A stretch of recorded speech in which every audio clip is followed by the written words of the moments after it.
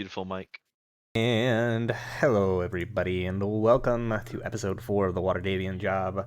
I'm your DM, Brad, joined today by 3 of my 5 players. Thor cannot be here, Zach is sick, not feeling very well.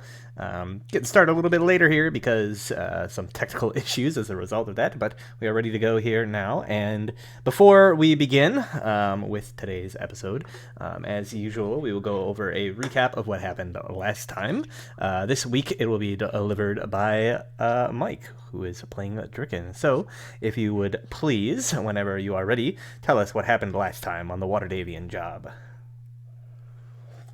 So, last time we found ourselves in the sewers after the fight, which I unfortunately missed.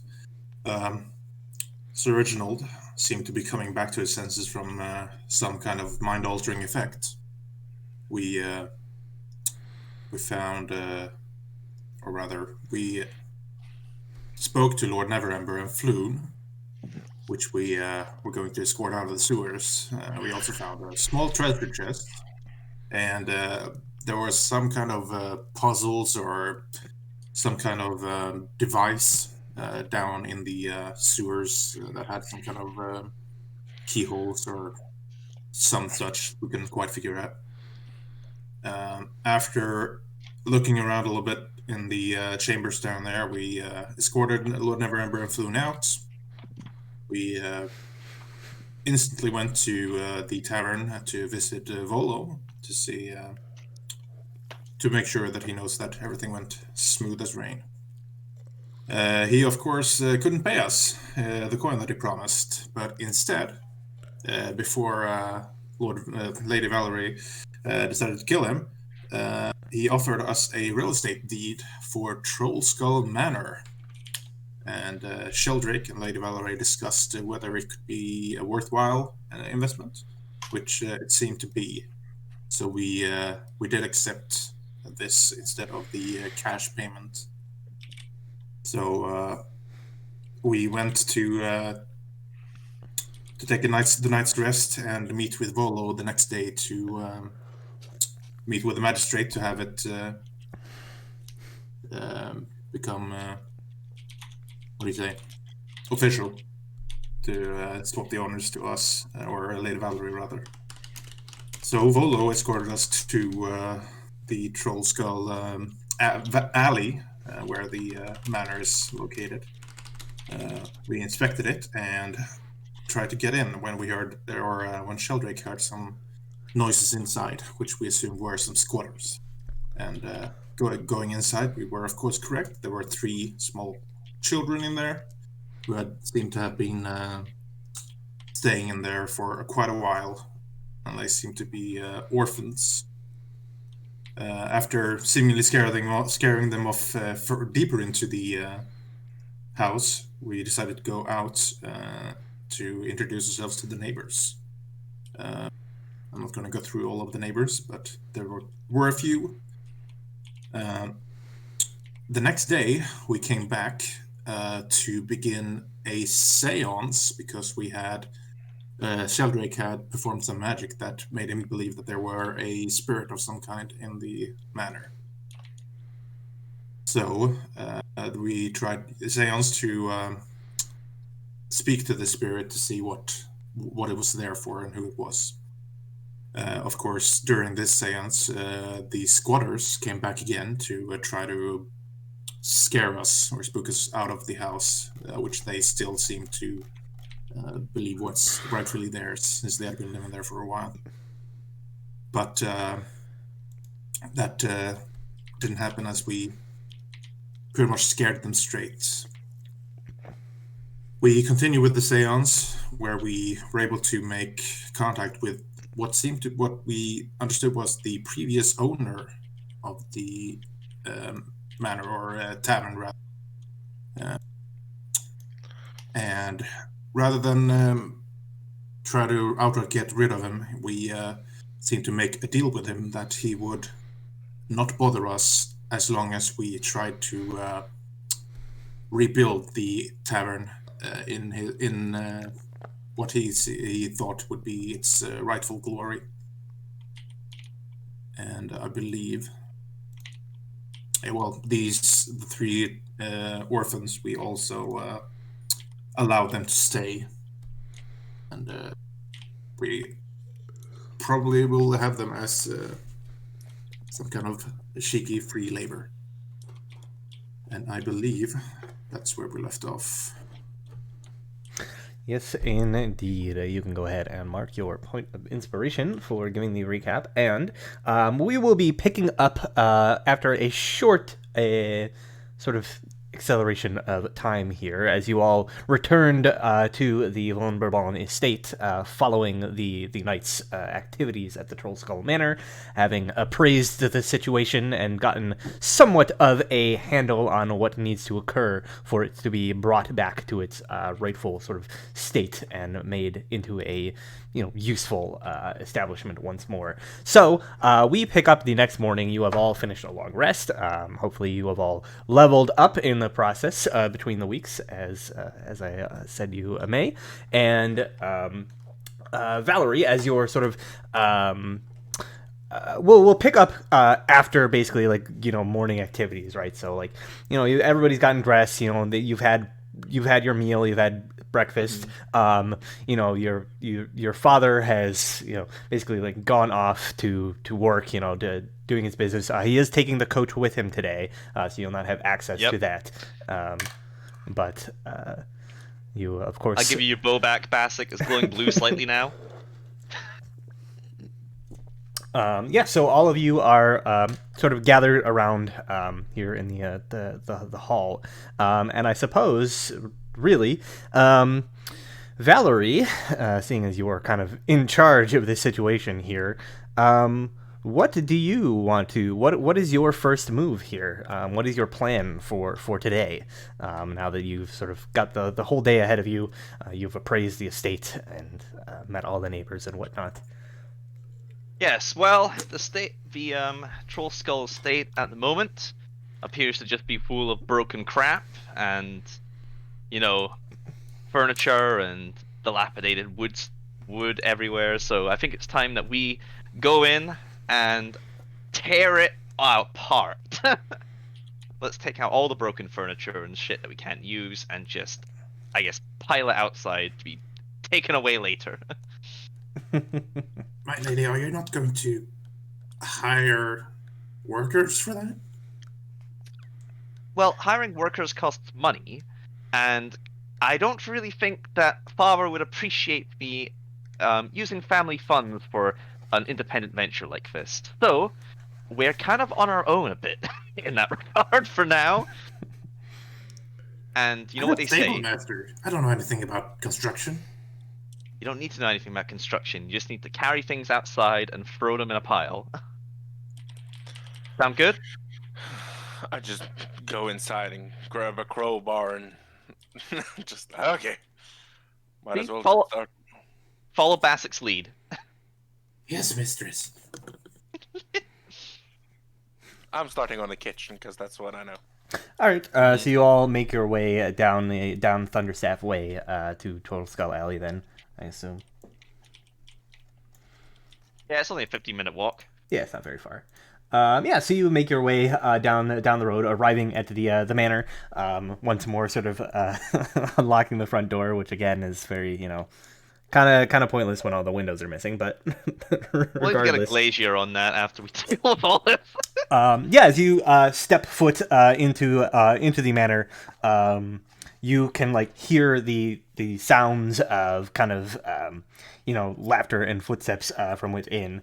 As you see the three children whom you have allowed to stay here are presently in the sort of in room, kind of again sort of playing with their wooden swords, kind of sparring back and forth, and they stop as you kind of enter and kind of wave to you as you kind of enter into the establishment, smiling widely at your arrival, having remembered the generosity you showed them last night.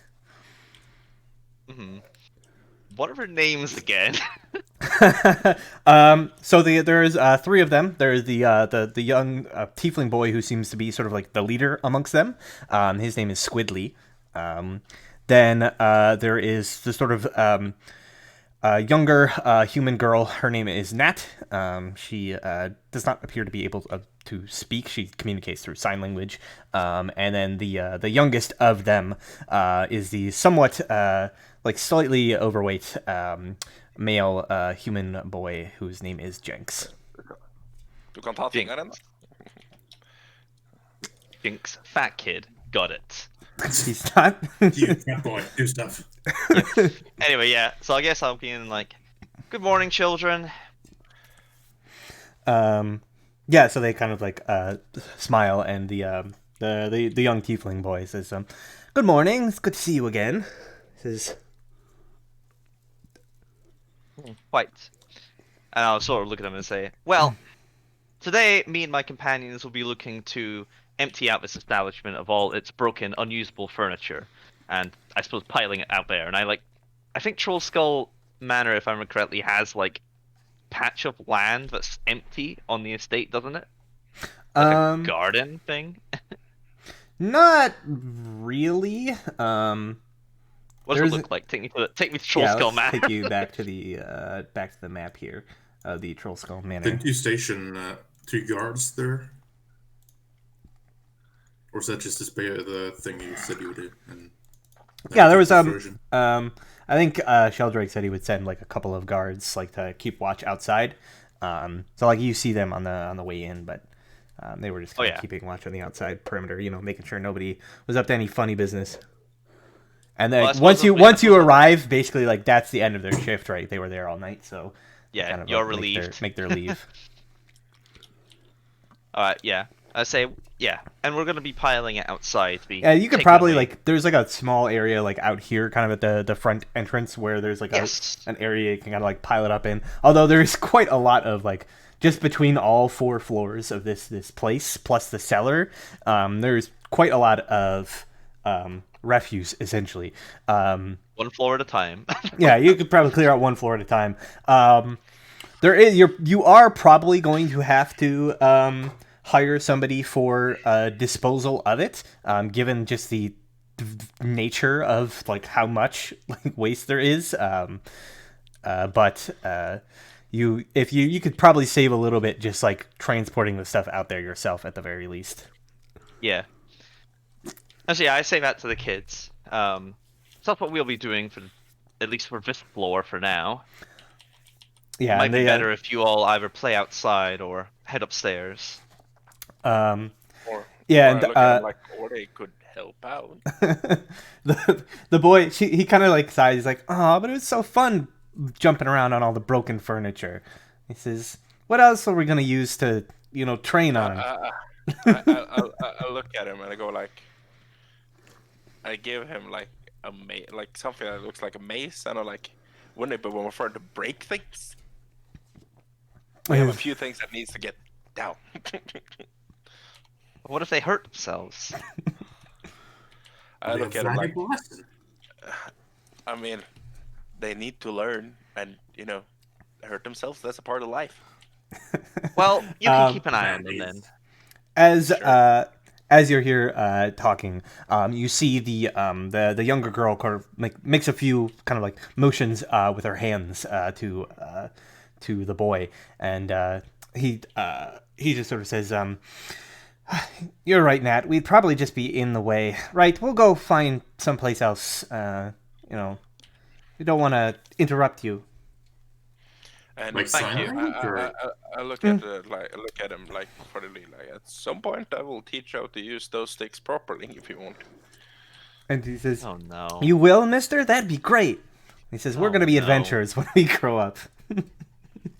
What do you? I know Sheldrake sent some guards. I think he also gave them some food last night, didn't he? Yeah, he gave them some like money, some of the leftover money to like buy food with, and like there's a few like bedrolls that have been like kind of like set up in the inn area for them, that were also kind of like provided for them, but it's like a really like rudimentary setup for the time being. But I'll go to the kitchen and I'll like make up some food, some stew, and just like have it in a pot so we can eat from. I'll just clean something and just make some food to work on. Does that count as your chef feet snacks, perchance? I will. Yes.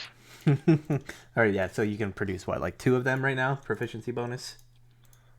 And I I'll believe. just make what, like two of what? What can I make? 2 of So what? there's like Yeah, the chef feat. so the chef feat lets you give during a short rest you can like have people recover extra hit points.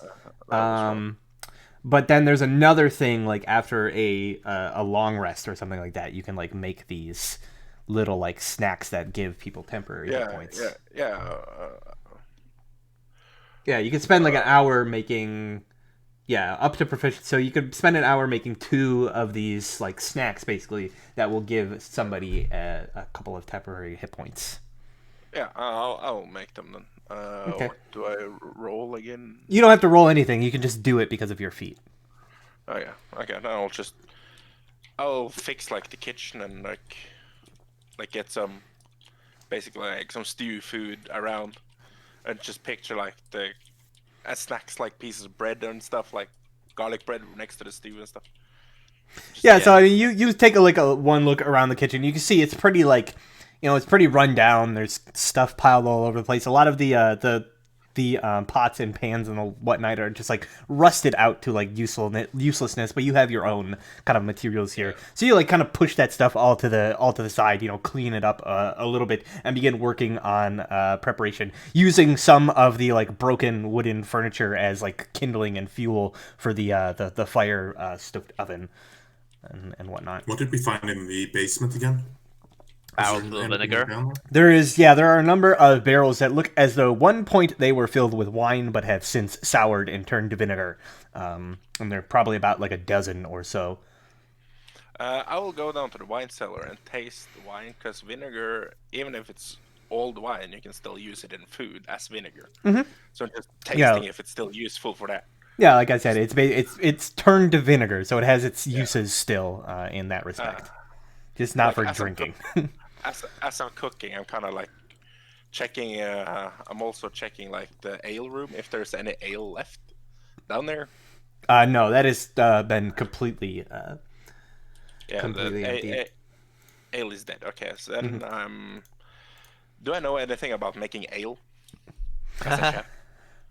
I mean, you would probably be like familiar with the process, but you'd know you don't really have the the materials to do that. As of yet, isn't brewer an actual thing? Like a there is like a different set of tools, like brewer's tools. Yeah. Because I was considering like if I could start getting some brewer's tools and make some ale, just so we have some in here. Speaking of which, how much money do I have? Let's work on cleaning this place out first, shall we? Yeah. But this is, because I was thinking like if we're gonna like, I was thinking about starting on the kitchen while I'm cooking, because stew takes a long time, so I'm like cleaning and fixing the kitchen as I'm trying to sort things out. Yeah, so you begin working on that room, taking all the junk and bringing it outside, watching the stew and all that. Starting the attic, mistress. Sorry? And I'll like go up and look around in the attic storage and bedroom, like see if there's anything in there. And like, so I'll like start from top to bottom. So like bringing everything down to the next floor and then continuing on that floor. Sounds good, yeah. All the shit. Meanwhile, over in the first floor, we'll just take everything in here outside. Yeah, and I'll just push everything down the stairs. Oh, we can use like Thor and Sax Chart can just clean out the main hall. Yeah, basically. Yeah, I assume everybody's just kind of like pitching in or whatever. And you could have maybe even like grabbed like like a servant or two to help out too, without telling anybody, snuck them away. So so you guys begin the process of basically like going throughout the house and just like gathering up the junk, maybe like separating it out right into like what just has to like go entirely, what could maybe be repurposed or like refurbished in some ways. And wooden pile we can use to fire things, burn things. Yeah, and then like maybe a pile of stuff that might have some like resale value of some sort. Yes, I am. And the likes of that, and you say spend maybe you're doing that for like an hour or two early in the morning, starting to get to midday, about like kind of like lunchtime. At this point in time, Bassick, you've been kind of like watching over the stew, and kind of like it's almost about ready and whatnot. And so you begin to think about taking a break when you all hear in the tap room, kind of like hear like a loud like knock on the door. And looking over, you can see that there is somebody standing outside. Oh. Although the heavy dust of the window kind of blocks it out. But yeah, as you open it up, you see a familiar face to the lot of you. Volu? No. You see standing Oh. outside none other than Rainier Neverember. And as you open the door, he says, I thought I heard some rustling about inside. I wasn't sure if you were in. Mind if I... and he kind of like gestures. Of course. Yeah, Nice to see you, Lord Neverember. A pleasure. He steps in and he says, well, I just wanted to make sure that everything was above board, and Volo actually went through with his end of the deal. And he Well, just sort of that says, he did. he sort of like looks around and he says, looking better already, I suppose. And he says, this tough job ahead of you, but I'm sure you'll be able to persevere. Is there anything I could assist you with, perhaps? Well, I sort of like think for a second. So we need to get this place registered, don't we? With, was it the Order of Tavern Owners or something? Yeah, and he says, he's like, well, if you do intend on opening this place as a fully functioning tavern or inn, yes, you'll have to register with the guild, pay their dues and whatnot. Of course, you'll have their protection and backing should anything occur as a result. It's a bit of a give and take sort of situation.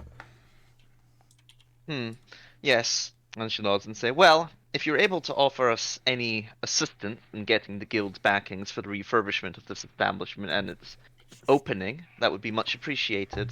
To be honest, I don't really think my family has much in the way of influence with the guild that would be needed for an establishment such as this.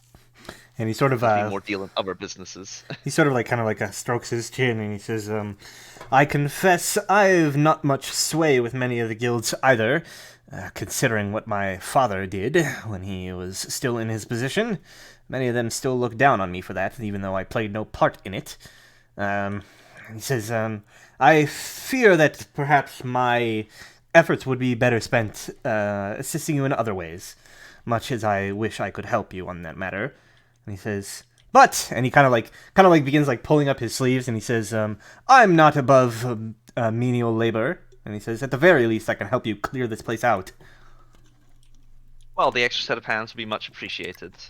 I'll just hand him a bowl of stew as I'm like pouring into like plates or whatever, like bowls. Just like eat some first. Bassick also made lunch. And he sort of like nods and says, smells great. He says, thank you. He says, it's been a while since I've had something prepared by a professional chef. It's 90% vinegar. No. Smile for the pickles to pickle. Yes, you all sit down, sort of like on the floor, basically. I also called for the kids and gave them like food each. Do we not have any bar stools that are still standing? There's maybe like one or two that are functional, but the rest They are kind of The Lord and Lady gets those. they creak a little bit when you sit on them. You have to Yeah. be careful. I'm just waiting for the Xanathar's guild guys to rock up and be like, well, what we got here? Have we And, noticed anything from the the spirit? Has he made any noise? Any? No, like you haven't heard like noises and the likes, but you do like know as you guys were like clearing out some of the furnishings, you occasionally would notice that like some things would just like kind of like pick themselves up and begin like levitating out the door and like fly out the door, as though the spirit was kind of like helping with the cleanup and whatnot. Oh, That's nice. I love Leaf. And in yeah, as you're kind of like gathered around there, you see once you finish up with like the bowls and whatnot, like you feel like them being like lifted out of your hands and like kind of collected up. Nice. Okay. Thank you, Leaf. Yeah, so as you're sitting there, kind of like partaking of this meal, Rainier sort of like turns to you, Valerie, and he says, "So, what are your grand plans for this place, anyways? It looks like it needs quite a bit of work. You're gonna have to get in contact with a lot of these guild representatives." This, Believe me, I've thought about it. I sort of like take out and unfurl like, I think it's like that parchment that Leaf had of like what his dream of this place would look like, and I sort of hand it over to him. It's like, that's the end goal, however. and he says, "Truly an impressive-looking tap room." And he says, kind of like looking around, and he says, "Definitely a lot of work to go in that case." And he says, "And I'm sure you'll need a source of capital as well." And he says, "Perhaps in that manner I might be of some assistance. Though I've little to lend myself, I know full many people who might be willing to offer their patronage in exchange for a favor or two." Investors. And he says, "I would not consider of- them investors per se. More of a tit-for-tat sort of thing, you know. You do a job for them and they repay you in kind." And he says, "I was..." Good old mercenary work. And he says, "I was something of an adventurer in my youth." And he says, "Though those days are long behind me, I still know many of the personages I met from back then, and many of them have risen up in society and found themselves in high stations." Well, I see no reason not to squander such an opportunity. We will need capital, as you say, provided the jobs that they request of us there's nothing too criminal or unscrupulous, however. And he sort of laughs and he says, "I don't know what sort of person you take me for. I am not my father, after all." And he says, "Right." And as he kind of like stands up, like brushing off his pants from some of the dust of the floor, and he says, "What say we get to work clearing this place out, and once we're done here, I'll go see about getting in contact with some of my friends and associates." Sounds good. Yep. Thank you. I'll bring the pot back to the kitchen and start working there again. Start cooking more. All right. Yeah. So throughout the rest of the next like couple of prevailing hours, you spend time basically clearing out entirely the first floor of all the debris and kind of like piling it up again, sort of separating it into piles. Like I said, a lot of it is kind of like destroyed and useless. There are some items which you think might be able to be like repaired or refurbished in some ways, which you kind of like leave scattered about the room. And there are a few things like you find that may have some potential value in terms of just like being able to like sell them for something, or basically sell them off as scrap in order to like get a little bit back, which as you finish up here, you can see it's a small pile, but yeah, every little bit helps in this case. And after you guys finish off here, it's like already getting pretty late in the day. Rainier sort of like finishes lifting up this table with the help of Reginald, this sort of like large table, and like kind of like throws it over into the pile, clapping his hands together. And you can now see like the tap room has been like completely cleared out of all the debris. And he says, "Nothing beats an honest day's work." And he says, "Something my father never had a day in his life." And he says, "Right, well," he says, "I suppose I should get to contacting some of my associates." And he says, "Hopefully, we'll see what comes of it tomorrow." He says, yeah, and as you are all gathered around, kind of like outside, as he's like kind of like making his exit, saying his farewells here, you notice that across the street there was another kind of like abandoned looking building. There appears to be a small party of individuals gathered outside. One of them is sort of dressed in like a businessman's attire. And seems to be sort of like gesturing to the place and speaking to a man and a couple of what look like maybe like helpers or bodyguards of some sort, like large, kind of like well-built looking individuals dressed in sharp suits. And the man is sort of listening to this woman, and she like opens the door and kind of like they all begin like leading inside.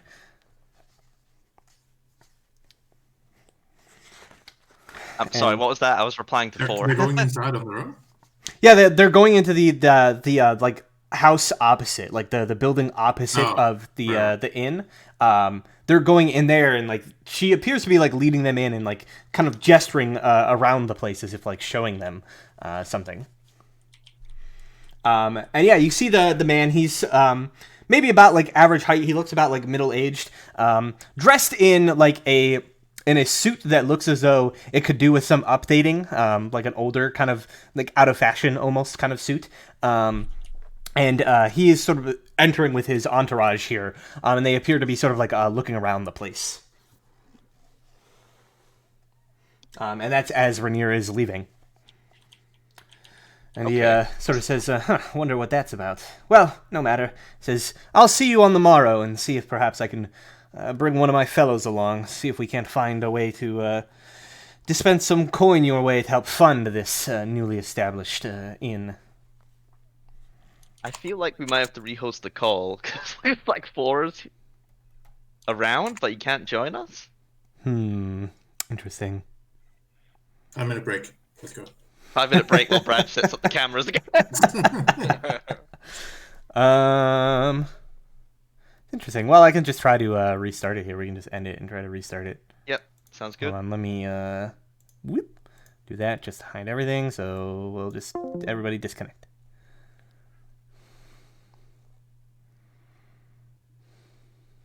Disconnect. You need to disconnect. Oh wait. No.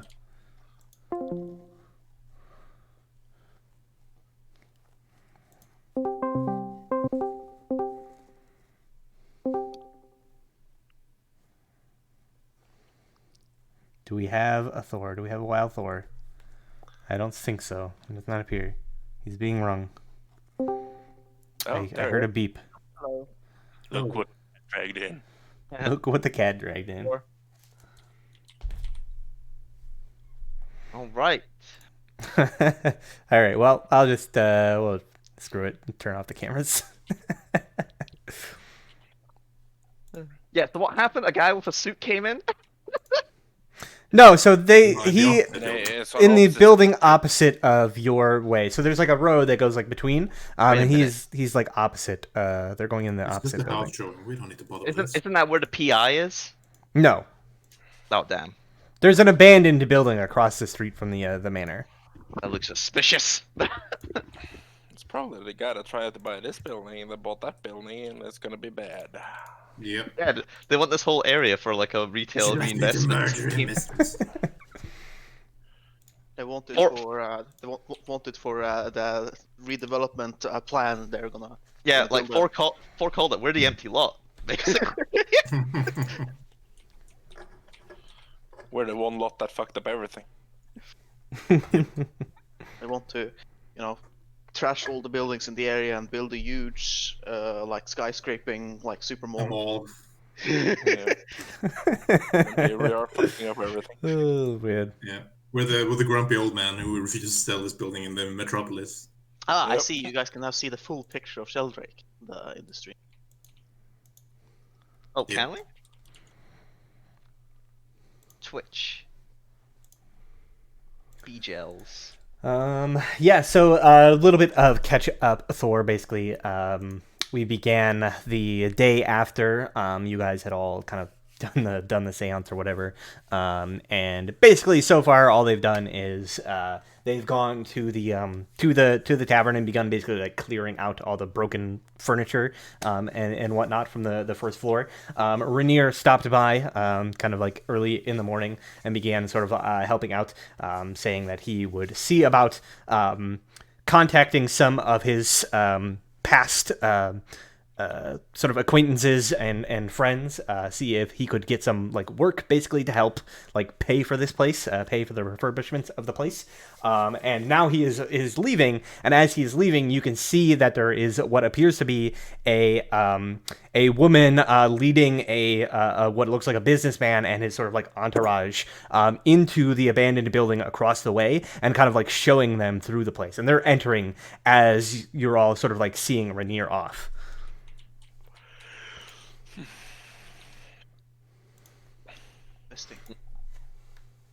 Interesting. What did that smell look like? Did you say? What did the smell look like? Did you say that? The man? Yeah.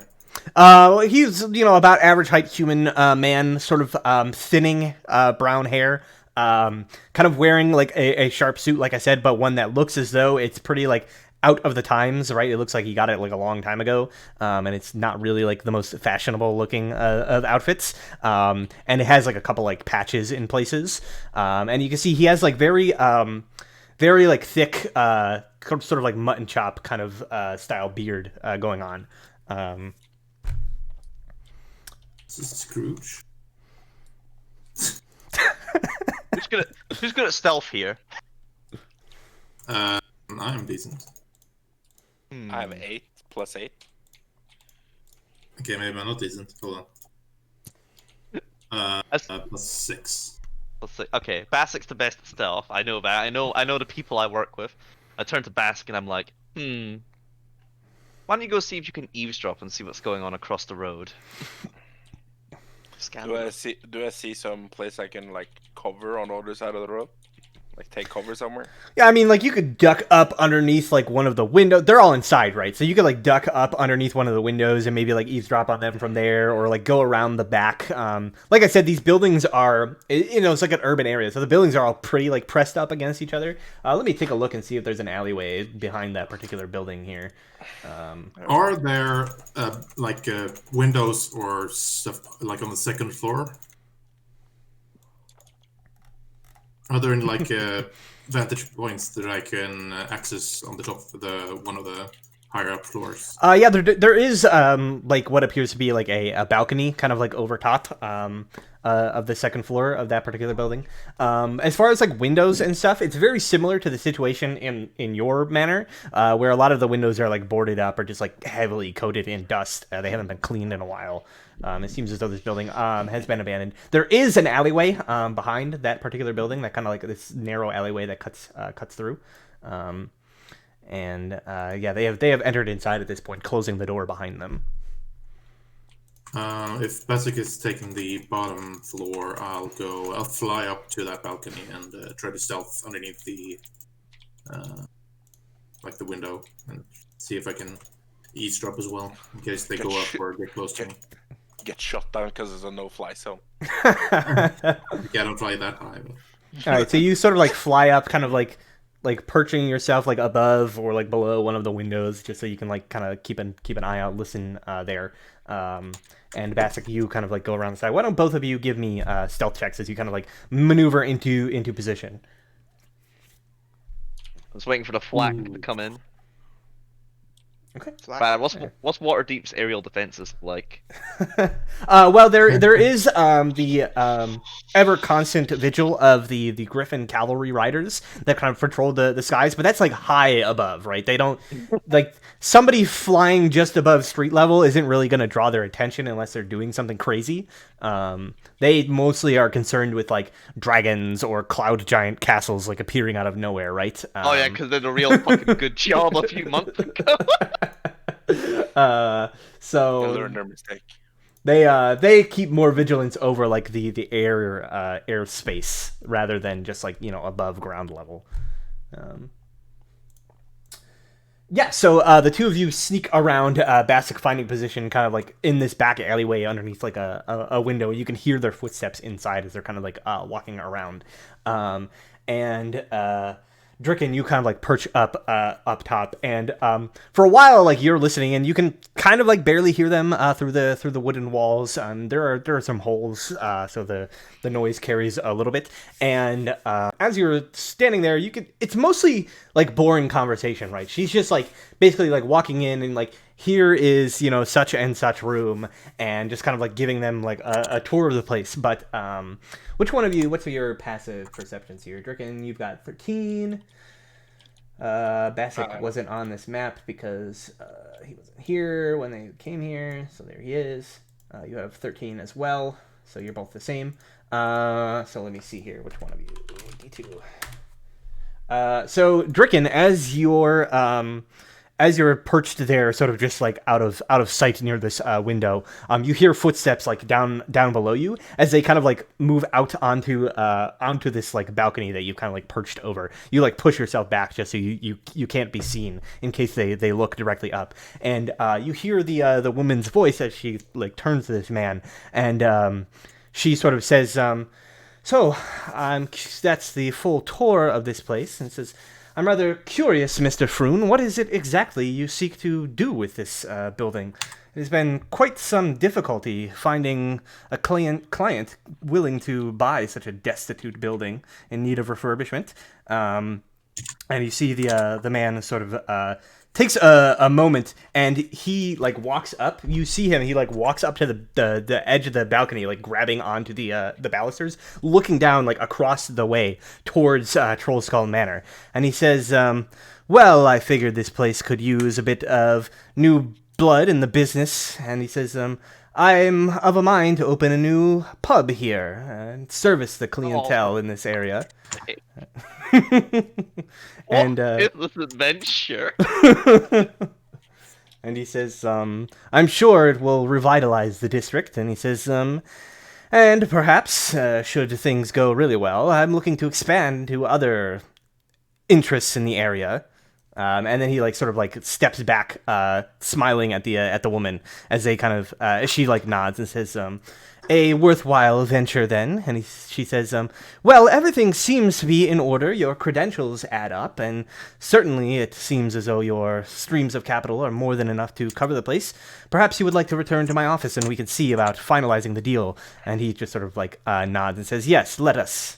And he says, "This place will serve quite well indeed."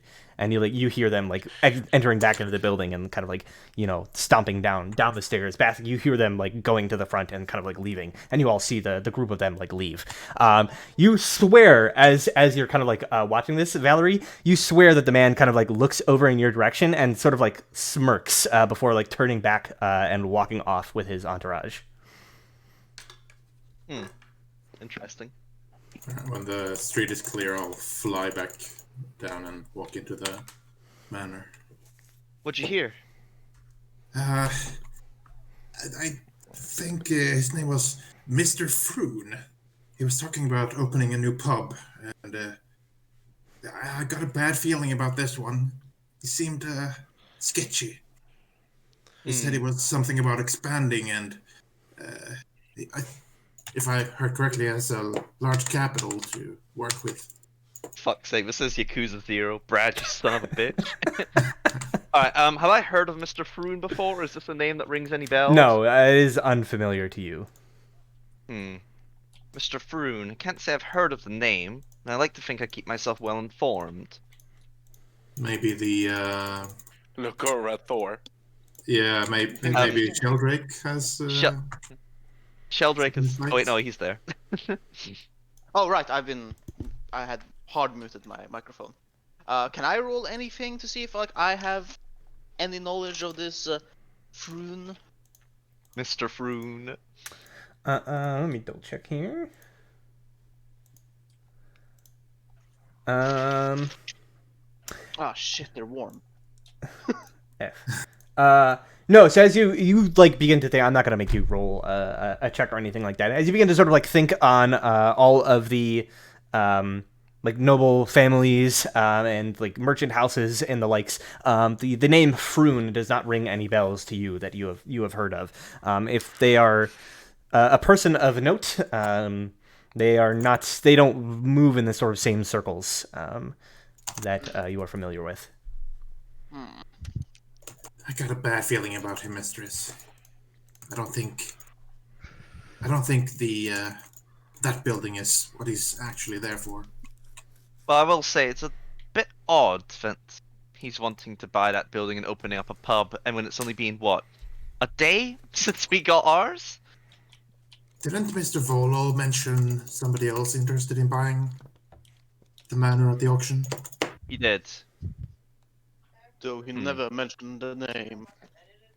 Hey, Brad, you say it's basically been like the day now, right? Of us. Yeah, so it's probably Cleaning out like this place. mid-afternoon at this point. You know, you've basically spent most of the day clearing out the tap room and like cleaning out the debris. There's now a pile of it Yeah. off to the side, ready for disposal or pickup and whatnot. Yes. I turn to Sheldrick and I say, maybe get some guards to look after the place again tonight. We'll hire some people to dispose of all this crap tomorrow. Should we perhaps look into hiring a more permanent retinue? Let's not make it look like let's not give away our hand too quickly now. He doesn't know what we heard. As you say. So yeah, I think that's the plan. How much would it cost, Brad, to get someone with a cart to just lug all this crap away to the local landfill? You figure basically that hiring the loyal order of street laborers to basically come and ferry this away would not be too expensive of an ordeal. Let me see here. You would say that probably you could hire their services for the entirety of what you this disposal process, right? To come and pick up everything every day until it's done. Would probably run you about 50 gold total. Just to fully sort of pay, and you could do some up front and then some later, or the likes. But you guesstimate basically it would probably be about 50 gold for the entirety of this refurbishment procedure. Payment plan. I've got 16 gold. Right, okay. Well, let's hope that Mr. Never Ember can give us a job tomorrow then that we can go do. I look over at you need about 50 gold, you say? Oh, something along that line. I only have 16 at the moment, so I think Mr. Never Ember might be able to give us some work, though. I hand him a bag with 40. It's paid back. Where did you get 40 gold? I had it from the start. You pay us, I rolled pretty well on the. I look at Sheldrick. At least he does. Okay, well, I guess I'll say, well, very well then. I mean, if you ask us, we can probably all chip in. We all have some gold. Well, that's more of the fact that you're my It's fine. I'll pay you back the 40 gold when I can. I'm pretty sure you would share the money we get from this tavern with us. Aren't you going to do that? Please increase our wages. And I mean, would help you as well. You help us, we help you. I think this was kind of deal we had. Yes. So we'll consider it a purchase into the partnership of this manor/tavern. God. I'm losing my employees. But it's fine. I suppose I'll be well, very well. I guess 40 gold then it is, and I suppose I'll take 10 of my own, and that's 50.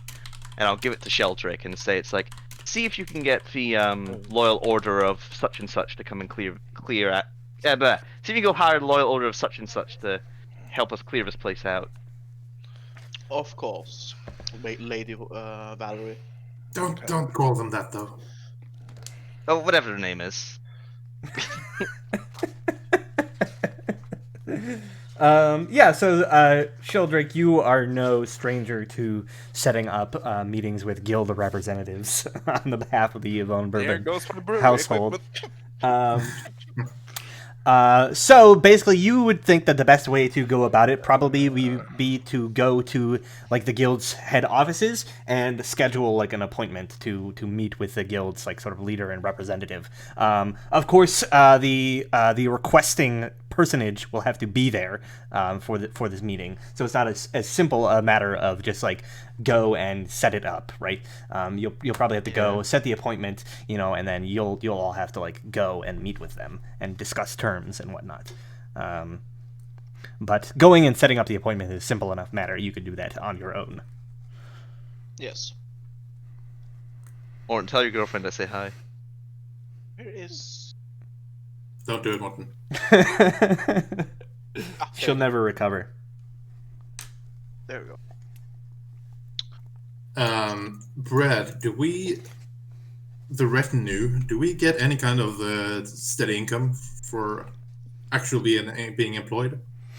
Yeah, so you guys would probably be paid, you probably paid on like a monthly basis, and you would probably make enough money. Basically, you would be paid enough to sustain yourselves at a like a reasonable lifestyle. I don't know what the lifestyle expenses are, but you'd probably be paid like just basically enough to live by, right?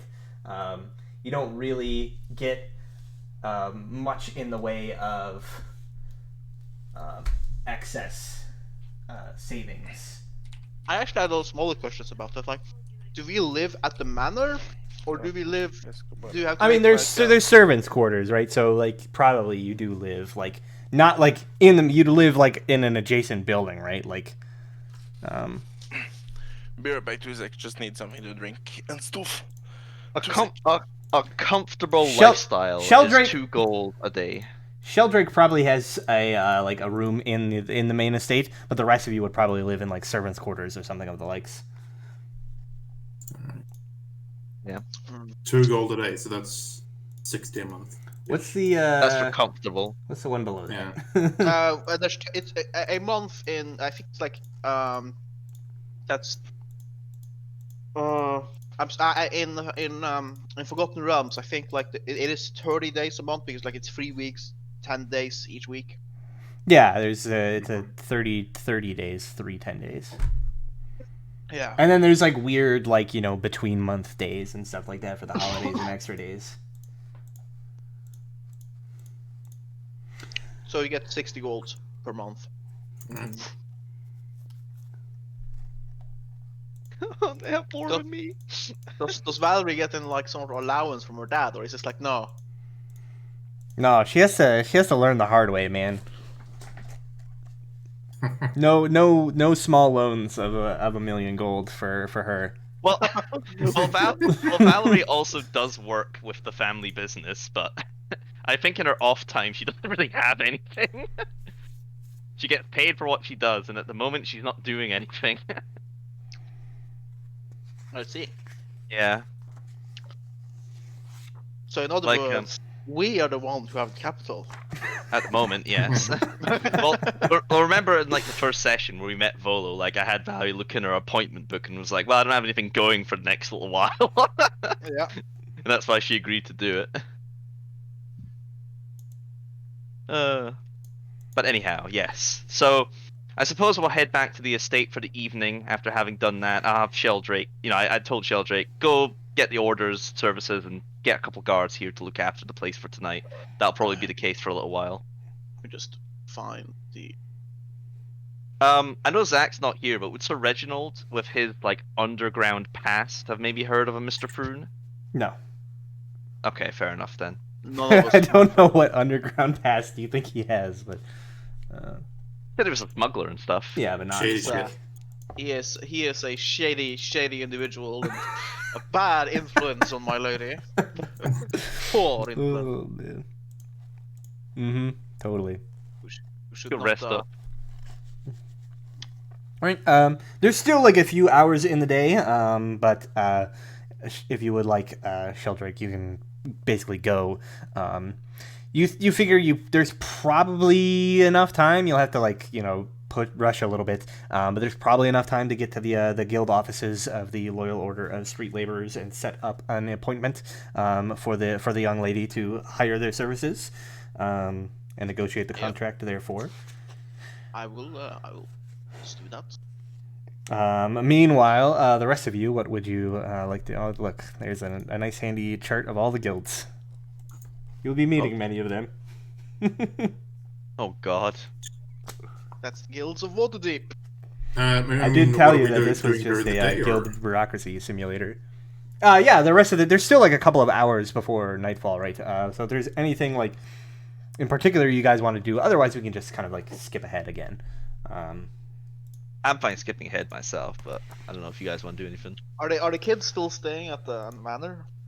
Yeah, they're staying here, but we shunted them out for the day while we were working, so they'll probably be back for the evening. Yeah, you're probably like as you guys are like finishing up the work, they're like returning from wherever they were playing for the day.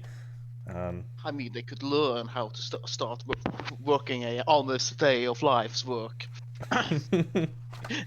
Teacher. Well, as I said to Basic, if you wish to make use of their services, then you can look after them and make sure that they don't actually get themselves hurt.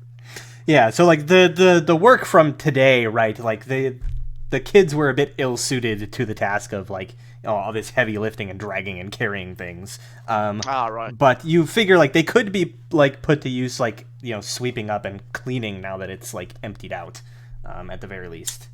Good. Yes, children's favorite pastime, cleaning. Cleaning, yes, they'll love that. Question: what is happening to our actual job positions while we're out slaving for this biatch? This is your job position.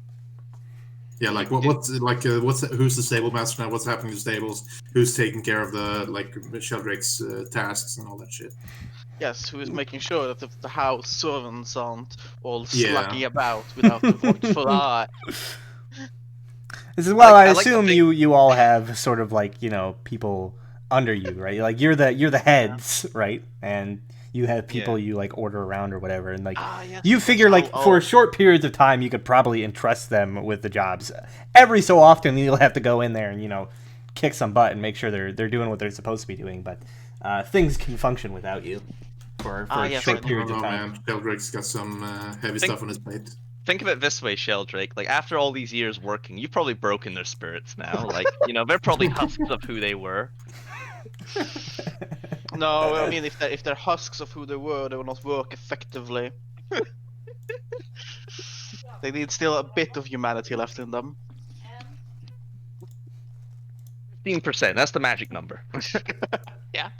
I should write like my assistant. I should write them into my allies and contacts. Morton, who's your sous chef? I am. I don't have a sous chef. Yeah, I was. Yes, you were. I'm your I'm happy hunting and stuff like that when I'm not. The sous chef and the stable master. Yeah. Yes. And probably like 1 or 2 cooks. Yeah. So you're sous chef. But otherwise, your position is fucked now because both and the sous chef is gone.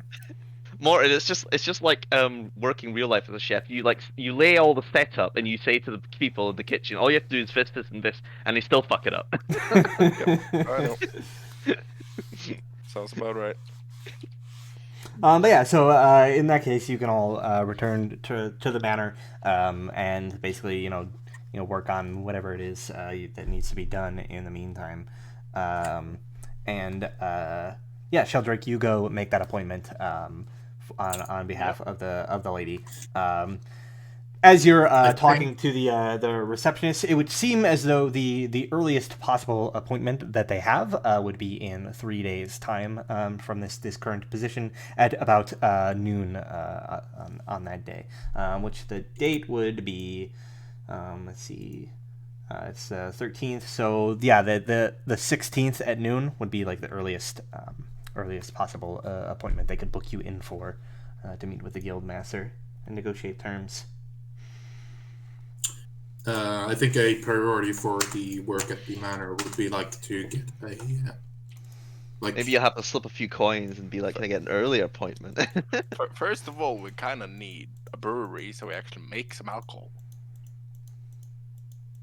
Priority for the tavern would be to get so that we can live there or stay there, so that we don't have to go back and forth, so we can work more efficiently. But we need alcohol if we're going to live there. All right. I think we can stomach the 15-minute walk to and from the manor. I think getting the place cleaned up is probably the first order, but getting money actually, the moment Lord Neverember gives us someone with a job, let's do that. But I didn't get what was the 50 gold for. That's for a cleanup. That's for cleanup of the building. Like they're people. We have to hire in the loyal order of street laborers to come and take away all the trash. Okay, so it's basically get all the trash away. Yes. Yeah, the shit we've thrown out. Okay. Yeah, they'll for 50 gold they'll do it for the whole tavern. They do But it yes. for the they do it for the whole tavern pretty cheap. Or Yeah. for Yeah. 50 gold. Okay, that's nice. Then we'll just yeet everything out. Sheldrake's got an appointment for 3 days' time. Fuck. Yes. In the meantime, I suppose we will. Well, we work. These kids are gonna need to be.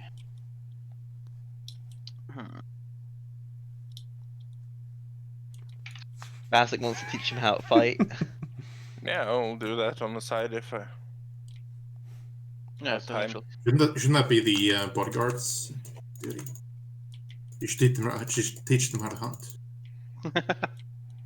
And now I will teach you how to skin a rat.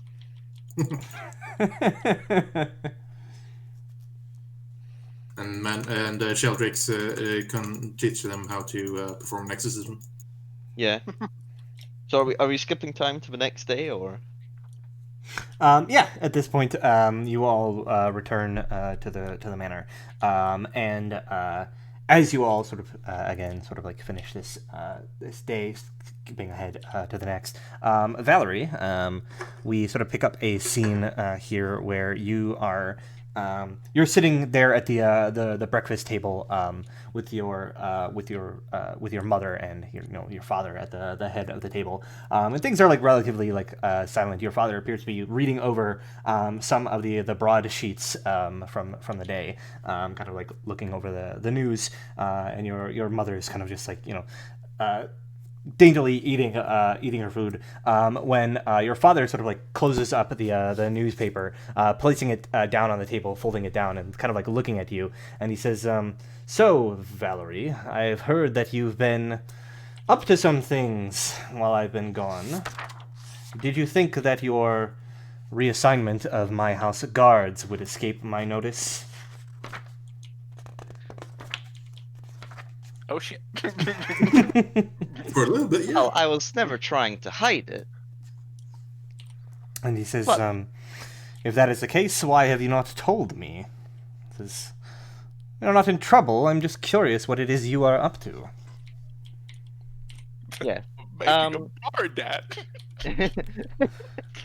Well, in light of the fact that, well, the business has been relatively stable and you haven't had much for me to do, recently I've managed to come into the acquisition of Trollskull Manor, just down the road. And I've been looking to try and redevelop it into a, well, tavern and inn, as an independent venture. And yeah, so he sort of like nods as he sort of like picks up his glass, drinking from it before putting it back down, and he says, "A noble venture." And he says, "Though I'm quite curious," and he says, "You are aware that the opening of such businesses and running thereof is quite an expensive ordeal." He says, "Have you secured a source of capital for this investment?" And he says, I would expect my daughter to be doing her due diligence in the matter. Yes. Or course, are you Father. perhaps shirking your duties off to somebody else?" Did you shake your head and said, "Of course not. I'm most definitely looking into getting this establishment set up as a legitimate venture with all the proper checks and balances assigned. As for capital, like you say, expensive. It won't cost the family anything, though. I've been in talks with Mr. Rainier Neverember about his help in maybe securing some investment for it." And yeah, you see his like eyes narrow, and he says, "Well, pray make sure that these investments do not come courtesy of the coffers of those not expecting it." On. And says, and she'll say, "From my talks with Rainier, he seems like a very genuine fellow. And don't worry, I will definitely be looking into anything that he provides me with due diligence." And yeah, so your father sort of says, yes, his father seemed a very upstanding fellow too, until news broke of what he had done. He says, I will not judge you on who you spend your time with. I just caution you with the sorts of individuals you associate with. You are my daughter, and your activities reflect upon our family name. I Just would gonna not have take the dog in. Okay. I would not have it sullied by any of your outside activities. And he says, I understand, father. And he says, there is nothing wrong with seeking out a new business venture. And he says, of that I am certainly proud.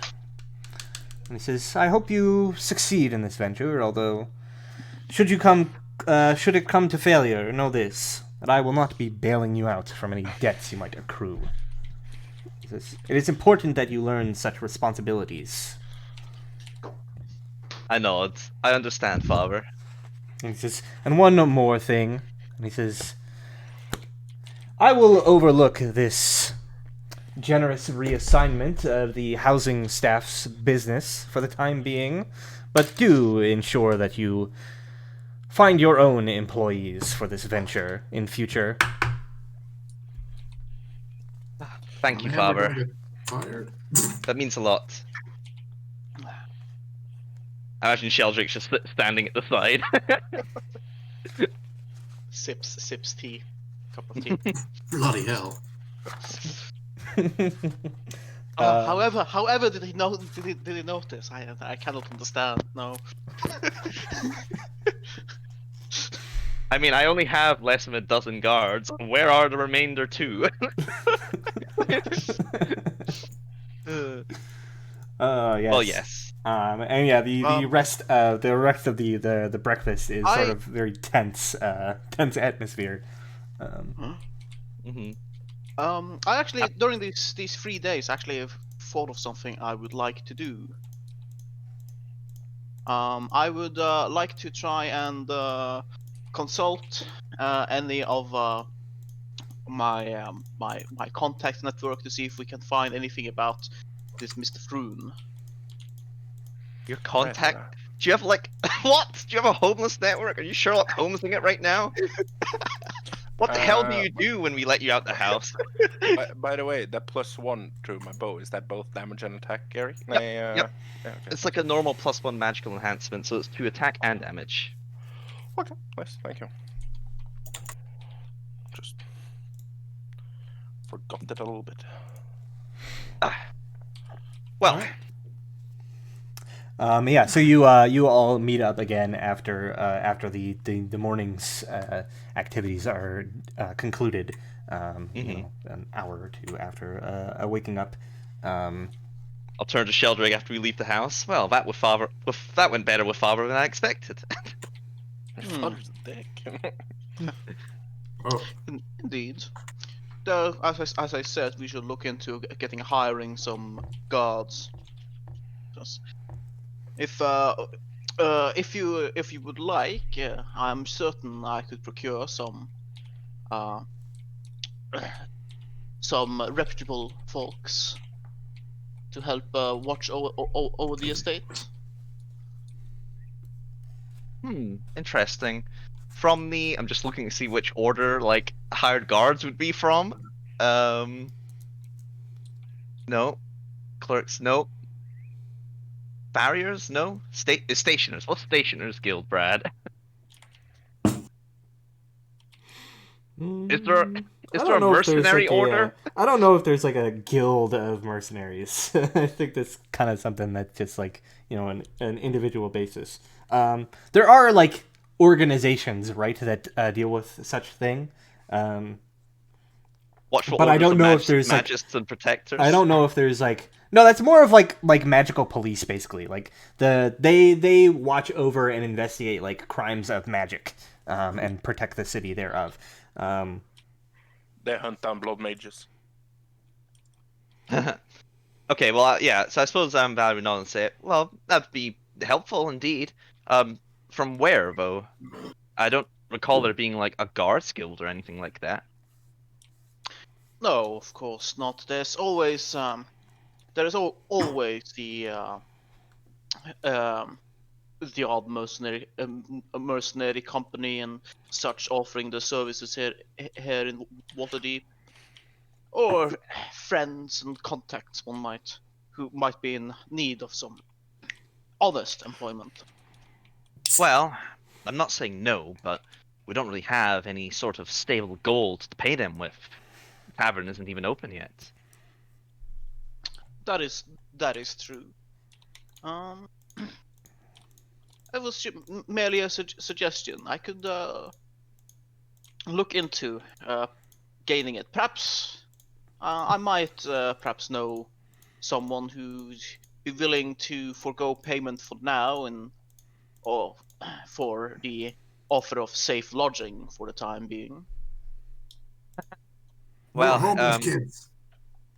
yeah, I think she'd be like, well, we've got 3 of them at the moment, but they're a bit low in stature. But sure, if you know anyone who'd be willing to work under those conditions, then bring them along, so long as we can trust them. I will look into it, my lady. All right. Did we get any word from Rainier, Brad? Well, this is first thing in the morning. Like, you haven't set off yet or anything like that. So I guess where would everybody like to go?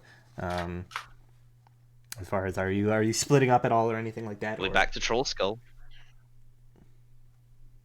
I suppose the question is more for Sheldrake. I'd probably say go back to Troll Skull. I need 20 gold, but I handed away all my gold, so here we are. I only have 16 gold to my name right now. I Because will. I was thinking about buying some brewery equipment so I actually could start the brewery, but How much gold do you need for that? 20. I got 20. Yeah, but I don't want to take all your gold. I'm your soup chef. Huh? you are partners in Oh, crime. He will. Yeah. No, here's how it's gonna go. I'm gonna owe you 40, and you're gonna owe him 20, and then somewhere along the line, someone's gonna owe Sheldrake money. Yeah. Yeah. I think I have one. Yeah. No. Yeah, I have it. I will head out to try and talk to Yeah. some of my my contacts to try and see if I can find anything out about this Mr. Froome. Then if you were willing, I would like to take you with me so we could buy some brewery equipment for the... Yeah, I'll go So we with could that. actually fire up the brewery. Would be nice. All right. So Dricken and Bassic will go ahead and seek out some brewer's supplies. Sheldrake will be meeting with his associates, and that leaves Valerie to look over the tavern on her own, I suppose, for the time being. With 3 children. With the 3 children. Presumably, Sir Sir Reginald. Reginald. Yeah, Sir Reginald will be with her as well. All right. So yeah, going and procuring the supplies for setting up, beginning like the process of setting up a brewery is not like a big deal. You guys can just like do that. Well, I don't think we really need to role play it necessarily.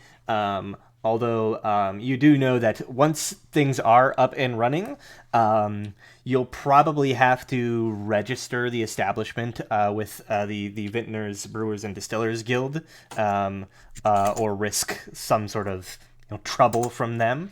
But that's in the future, right? Just getting the supplies to like get it started, no big deal. You can just put down the gold and procure those.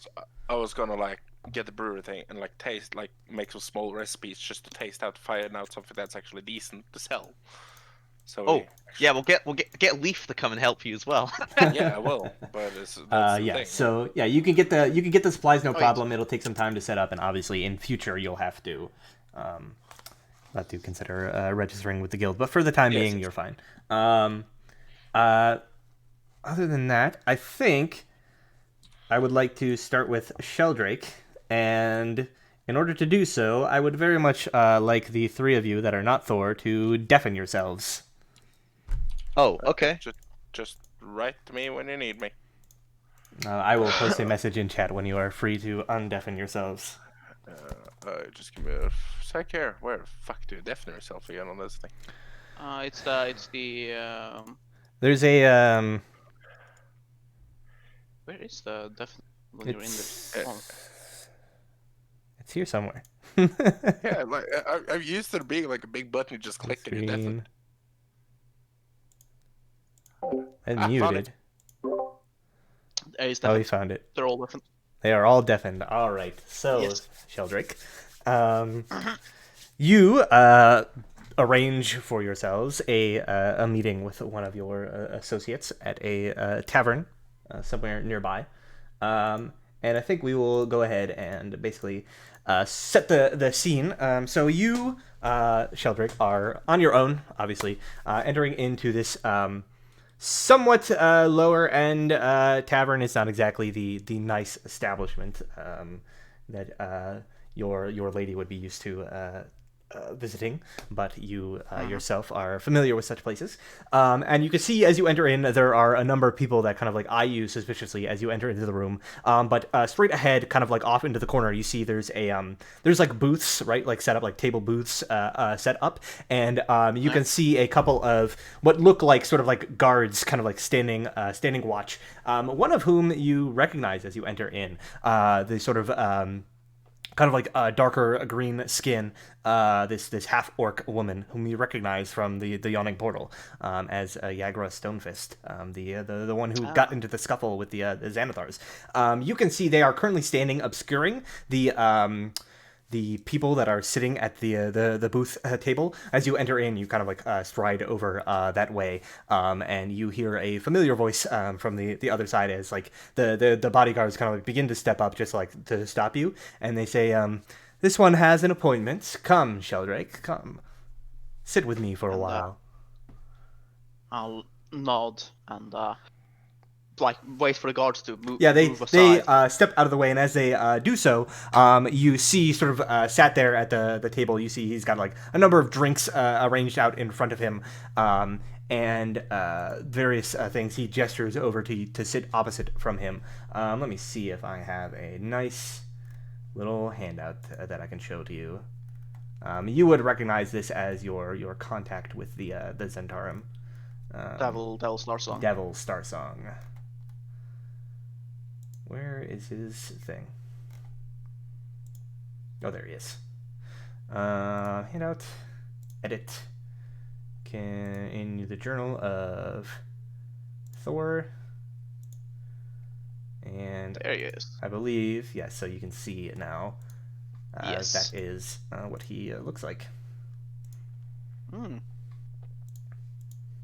And he says, "It's not often I get the chance to be contacted for a meeting by you." And he says, "What, pray tell, business might you be here today for, my old friend?"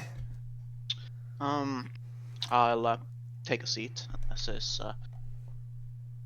is a greetings, Mr. What's this? Starsong, yes. Greetings, Mr. Starsong. Well, from my reports, I'm sure you're aware that the Trollskull estate or manor, the Trollskull manor has been procured by the von Bourbon family, specifically the second daughter Valerie Condensia von Bourbon. Yeah, he sort of like nods as he kind of like picks up this glass of like whiskey, basically, and he like gestures to it, and he says, "Help yourself." And there's like a decanter there, with an empty glass. Yeah, I'll take the empty glass and I'll pour myself a bit of the whiskey and take a sip, and then say to like that was it appears that the former proprietor of the estate met with an unfortunate end, one that caused him to remain as a spectre in our world. And there has been certain strangeties, oddities that has happened after. There were, though he died without any heir of close family to inherit the tavern, suddenly there popped up a few who claimed to be his heir, which kept this manor, the possession of this manor in flux for approximately a year before the city of Waterdeep took control of it and auctioned it away. The the one who ended up buying it was the famed author of Volotamt Gedarm, who said that during the auction there was somebody else, another what he describes as a shady individual, who attempted to get a hold of this manor through a very aggressive bidding. Volo won out, though the other contestant did not seem happy about this fact. And now, merely a day after my lady has bought or gotten the manor deed from Volo, a transaction I am sure you've read about in my report, the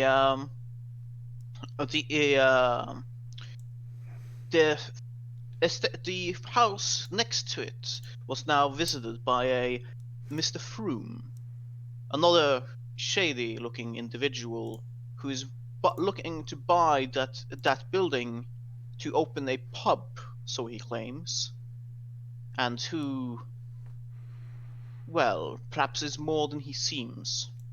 A single instance is simply a thug trying to get something that's not theirs, but multiple.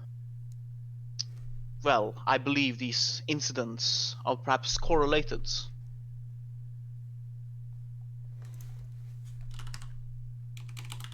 And yeah, so he sort of puts the glass down on the table, and he says, "So then, what's the rub?" He says, "You think this man suspicious somehow?" And he says, "Many people are not what they seem in this city." And he says, "Well, do you want him gone, or No. what's the angle here?" Information is always key. One needs to know one's enemy before one can proceed. He says, "So, I would need to know who this Mr. Froome is. He is not one that strikes me as walking amongst the nobility." He says, "I did not recognize his face either." He says, who he is and who he works for. So yeah, he sort of nods, and you see as he pours himself, like topping up the glass of whiskey, emptying out the decanter. He sort of like holds it up, and he says, "Yagra, if you would." And she sort of like grunts as she like grabs it and goes up to the bar to have it refilled. And he says, "Information, something we can certainly get." And he says, "You wish to know who he is, who his friends are?" And he says, "What his angle is?" And he says, "This can be done." And he says, "But well, such services, I'm sure you understand, do not come freely." And he says, Of course. "I am sure that, given the busy operations of opening a new establishment, capital is a bit in short supply, so perhaps we can trade in something else." He says, "You want information? I want information of a different sort." He says, "Go ahead." and as he sort of like leans in a bit, he says, "There's some nasty business going on in the dock ward." And he says, "Someone there has been these past few months slowly committing a string of foul murders." He says, "All these victims, every last one of them, has either been elven in full or in half." And he says, 3 of them so far, each one grisly decapitation by a blade in the dead of night. And he says, "The City Watch doesn't have much interest in the going on of the dock ward, but those people, they're my people." And he says, "And I will not have them murdered by some serial killer in the dead of night." He says, "Look into this for me, find out who's doing it, or a sufficient lead onto where we might discover more, and I will find your interesting man for you. I'll pass the information along to Ziraj. He is excellent at these sorts of things." Ziraj. How do you spell that? Ziraj. Ziraj. C-I-R-A-J. Yep. All right. Just like I'll nod. I will look into this. Perhaps we do have some good resources at the manor. Yes. And I thank you for the understanding on the lack of capital, Mr. Starstone. And he smiles and he says, well, and he says, gold is one thing, but favors are another entirely, and I find the latter more useful most of the time. Indeed. There is one other matter. I do know that you perhaps are short on hands with the whole, situation with the Sanitars Guild here in the dock wards. Or actually, I'm not sure if we are here in the dock wards, but in the dock wards. There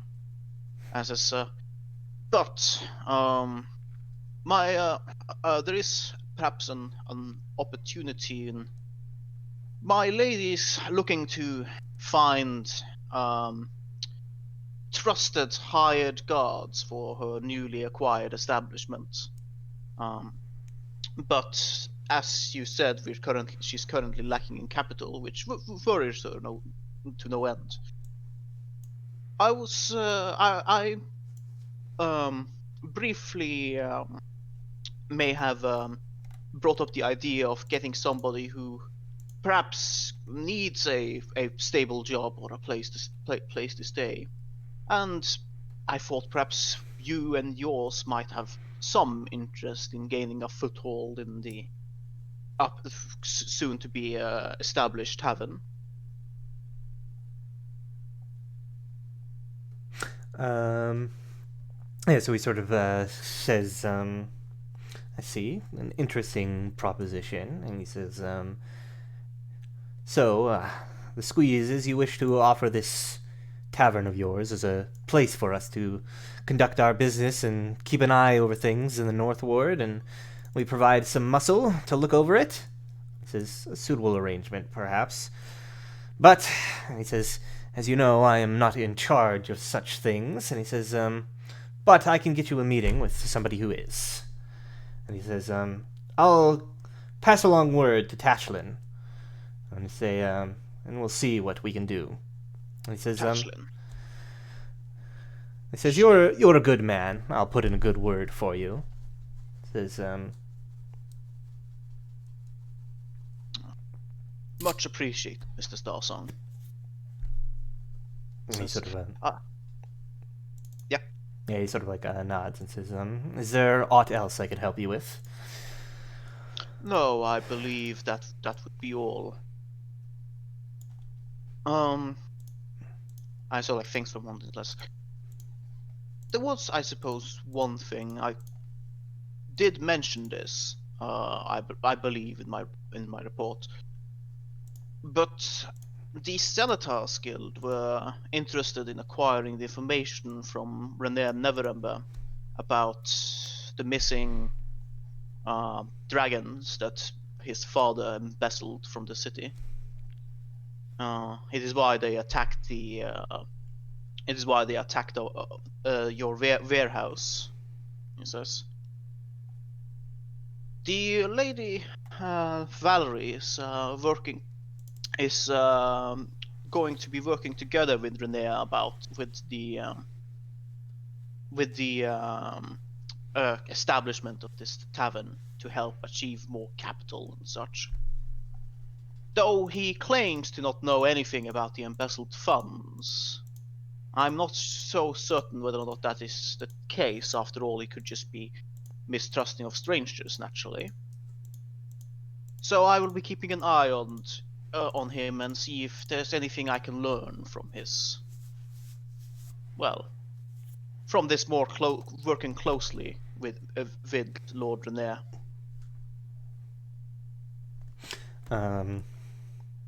And he sort of nods and says, well, do see that you do. He said, should some of the mystery of those missing dragons come to light, he says, we could certainly use something like that to reestablish ourselves here in this city. And he says, and I know a certain individual who would receive quite the generous finder's fee. He said, should something come of that. He says, but in the meantime, try not to get too in over your head. The Xanathar is a dangerous, dangerous man. He says, and there are many more besides him vying for this city. I nod. Indeed. Well, I shall not take up more of your time, Mr. Starsong.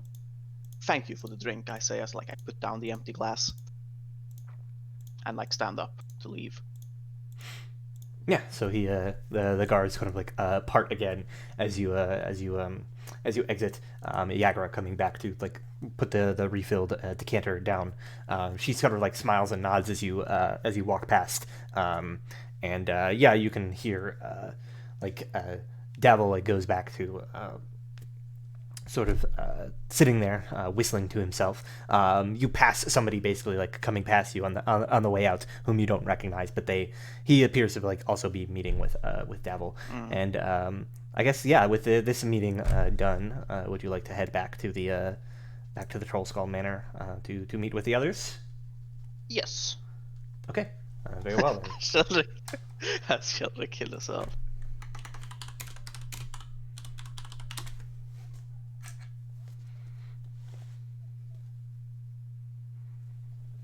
All right, have you made your preparations to take over the Bottom Estate?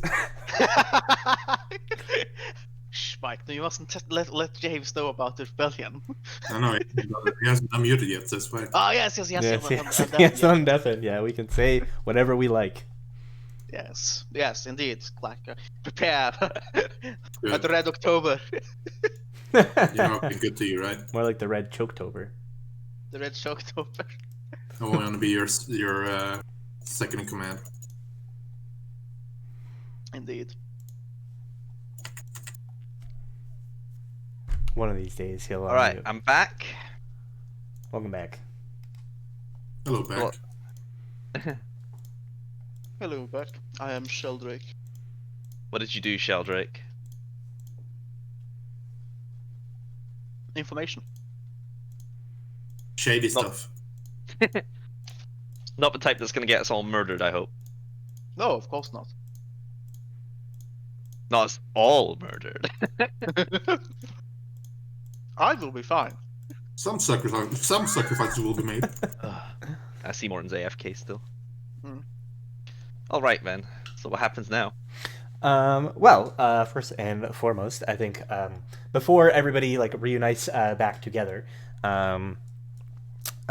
Valerie, you and Reginald are at the tavern. What exactly? I guess what do you begin doing when you get there? Do you start cleaning up more, or is there something else you would like to? Yeah, there's not really much I think we can do regarding the other floors until the crap outside is cleared away. Yeah. So I think she'd probably just be looking to just tidy up what's left over on the ground floor.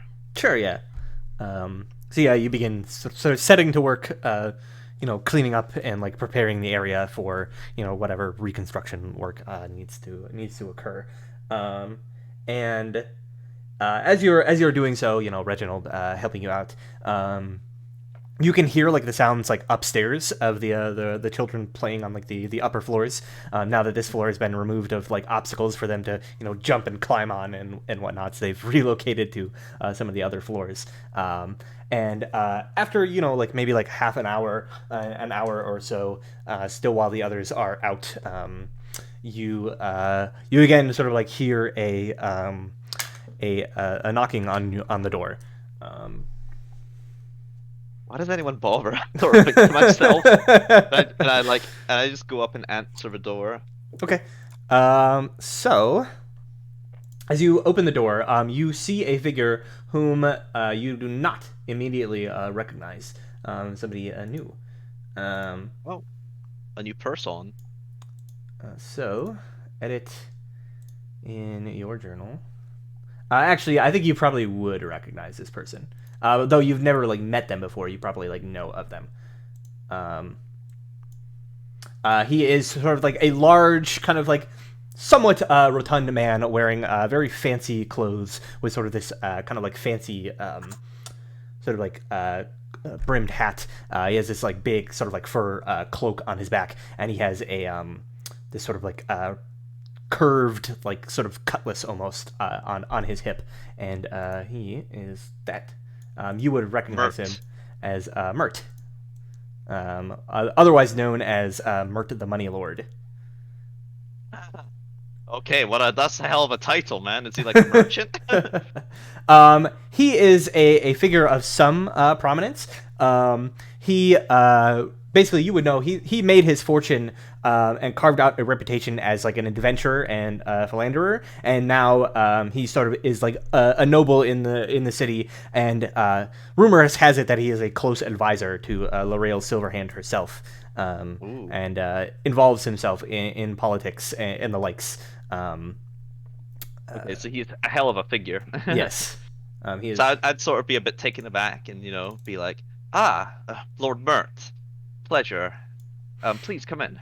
Yeah, so you sort of like invite him in, and he sort of like steps in, and as he like steps in, like there are like heavy like groaning noises as he like steps onto the sort of like rotted out wooden floor of the tavern, sort of straining underneath the bulk of his weight, and he says, "Quite the interesting place you have here." And he says, All work in progress. he says, "Rainier told me as much." And he says, "Well, I am sure you are wondering why one such as myself has come to grace the presence of this establishment." He says, "I heard that you are in need of work." Well, that would be correct. In need of coin, more like in need of coin more accurately, but it doesn't come free. And he sort of like chuckles, and he says, "Of course." And he says, "Rainier said as much." And he says, "Well, I'm sure you would know this, that I have much to offer in the way of such coin." And he says, "I would need a little favor, however, in return." And he says, "The sort of work that your average noble wouldn't wish to be involved in, but one desperate for funds to reestablish such a place," says, "might." Could be. What do you have to propose? And he says, "Well," and he says, "so long as you're a woman not afraid of a little excitement and danger," and he says, "I have something of a proposition. I need an item retrieved. There is a chance, perhaps, that you might find some treasures of your own on the expedition. Tell me, have you ever heard of a place called Blue Alley?" Brad, have I heard of Blue Alley? And yes, so you probably have heard of it, though not much. You have not been, alive for a long time. But you have heard rumors of this place.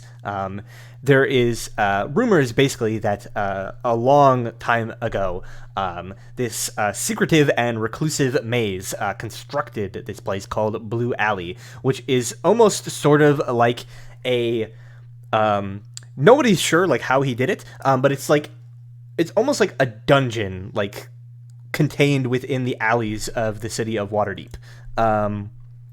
Nobody knows who it was, but the rumors are that the dungeon is full of tricks, traps, and strange monsters. And many suspect that whoever constructed it observes all those who enters, gambling with colleagues on the outcome of these adventurers making these forays into the alleyway. It is known to be dangerous, but full of fabulous treasures. And as you're sort of saying this, Mert himself sort of says, and he says, "Of course, I'm sure you're familiar with the rumors, being a denizen of the city as you are." And he says, I have, but I thought it was not but an urban legend. And he says, "Ha! Urban legend indeed." And he says, "No, this place is quite real." And he says, "And I have myself sent folks there to retrieve things for me in the past."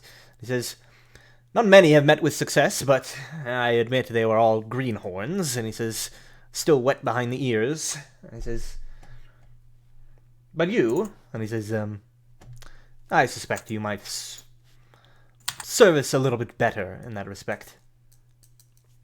A nod. Well, you honor me with your confidence. What is it that you require?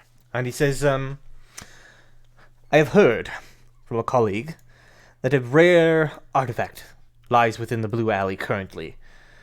A small sculpture called the Celeste Unicorn. And he says, You're gonna have to type that out, Brad. Big chungus. And he says, rumors have it that it serves as a vessel for celestial power. And he says, and one might call upon it to serve in various ways. And he says, I have no particular need of such things, but such an object would serve as a marvelous centerpiece in my collection, and I simply must have my hands on it. And he says, I'm willing to offer quite the sum for its retrieval. No less than 1,000 gold pieces. Ooh, that's a lot of money. Quite a sum. And I nod and I say, well, I think me and my companions could definitely look into this for you. Although you'll have to tell me, how is it one accesses the Blue Alley? And he says, the entrance is off Ivory Street in the Sea Ward. It's easy to locate, as the cobblestones in the alley are made from glittering blue stone. You'll know the place when you see it. Entrance of Ivory Alley, Blue Stones, Market. Okay. And I nod. And I say, well, very well then. I will look into this with my companions. Do you have a time frame of when you want this by? And he says, the sooner the better, but I have no pressing need for the object. Okay then. And I say, I'll come back to you then, once we decide what we'll be doing with this job that you have so generously given to us. And he sort of nods, kind of like twirling the end of his mustache, and he sort of says, I expect great things. I have heard much from your companion Rainier and Neverember. He says, a good lad. And he says, a powerful adventurer in his own right. And he says, in his time. And he says, succeed at this, and perhaps we might even find more work for you, more profitable ventures. He says, but in the meantime, should you wish to find me, he sort of says, you, of course, may visit me at my manor in the Sea Ward. Of course. And I give it on. It's like, thank you very much. I guess I'll bid him good day. Right, so he sort of takes one more look around, and he says, it has been a long time. And he says, take good care of this place, will you? He says, there's Of course. history here. You could smell it in the walls.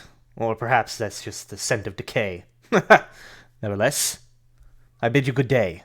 And he kind of turns and kind of begins to waddle off. And as he is leaving, he leaves kind of out the sort of north entrance of the Troll Skull Alley. We see sort of independently Sheldrake and the other two kind of returning from their business ventures at similar times. Basically, as you kind of all arrive and reconvene here, you pass by this this gentleman, whom I'm sure Sheldrake would probably recognize, but probably not the other two of you. And you see him leaving from the alleyway. Who's the fat man? That fat man was a man by the name of Mert Moneybags, I think is what he goes by, his moniker. He came to us on reference from Manor. We've got a job. The Lord of Coins. Any of you heard of Blue Alley? Have I heard of Blue Alley? I shake Have my I head. heard of Blue Alley? Sheldrake has probably heard the same sort of rumors that Valerie has. Only rumors. Mert seems to believe they are more than just rumors. He seeks an item from the intrepid labyrinth, a thing by the name of the Celeste Unicorn. He's willing to pay us 1,000 gold for it.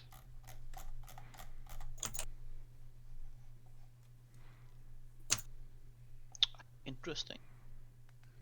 I think that just might be the cash injection we need to get this place up and running. If anyone has anything they'd like to do before we go, I'd recommend you do it now because I would like to head off as soon as possible. Is the house opposite us, is it unoccupied right now, or? Yeah, it is currently unoccupied, so. Alright, he was just being shown, he hasn't purchased it yet. No, you get the feeling like they were going to like finalize the deal, but you know that would probably take some time, right, to close on the deal and all that. Because he's like purchasing it from like the city. You guys were basically just like signed over like a deed that already existed. So there's like a little bit more to him acquiring that land than it took for you to acquire the tavern. Right now, then I have nothing. Well, it does sound interesting. Excellent. We'll need to go to Ivory Alley. Apparently the entrance is just off of there. Ivory Alley. Ivory Street. Ivory Street, even. That's what I say. I don't say alley. You said alley. Shut up. Where is it, Brad? So, over to the main map. Ivory Street is Over there. over there. The Sea Ward. Apparently the entrance to Blue Alley is marked by blue stones near the entrance. So, provided it's not just an urban legend, I think we might be en route to getting some good coin for this place. Adventurous. Quite adventurous. Well, lead on then, Lady Valerie. Very well. All right. I guess we'll need to like get a cab, won't we? You just collect my scale mail. Is that new scale mail? Huh? Nothing. All right. Let's get a. I guess we'll try and hail a cab, Brad. Actually, before we leave, Sheldrick would like to go back to the manor and collect a new set of a new set of clothes to have in the bag for Valerie, Oh yeah.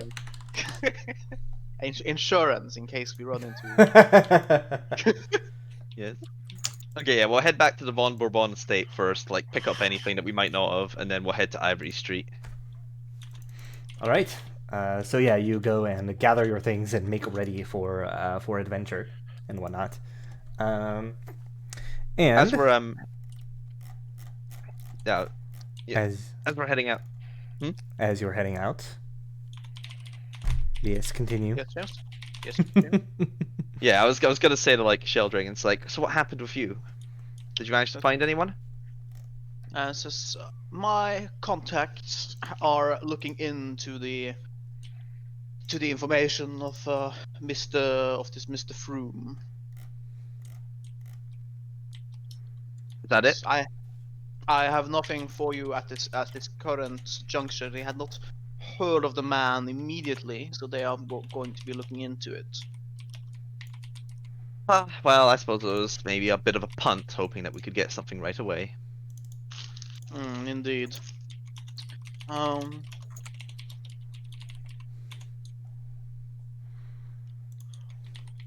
Sheldrick also says a basic. If I could have a word with you later. Oh, just tell me when. Says, probably this evening after we've concluded whatever business we are going out to here in this Blue Stone Valley. I mean, shouldn't we do that before? Because I'm pretty sure it's gonna take a while, the Bluestone thingy. Well, it won't matter until we're done. If we're going to the mansion, we can just talk about it on the way. Yeah, so a word in private. Yeah. Like now, or did you want to do it after? I mean, we might as well just do it now since. Yeah. So once we're back at the manor, I'll talk to Basic in private. and Sure. I'll say my contacts, as you know, we like Lady Valerie is currently a little bit short on disposable cash. As such, Uh-huh. I could not pay my contacts for the information they will be procuring for her. But they were willing to trade information for a favor. What's that There's favor? an investigation. So, in the dock boards, there has been 3 murders as of late. All of them have been elves killed in the dead of night. Elves or half-elves of elven blood, so people of Oh elven shit. blood. Indeed, grisly murders. Their bodies found, their heads brutally decapitated, left out in the street. Yes. The City Watch seems to be leaving this, well,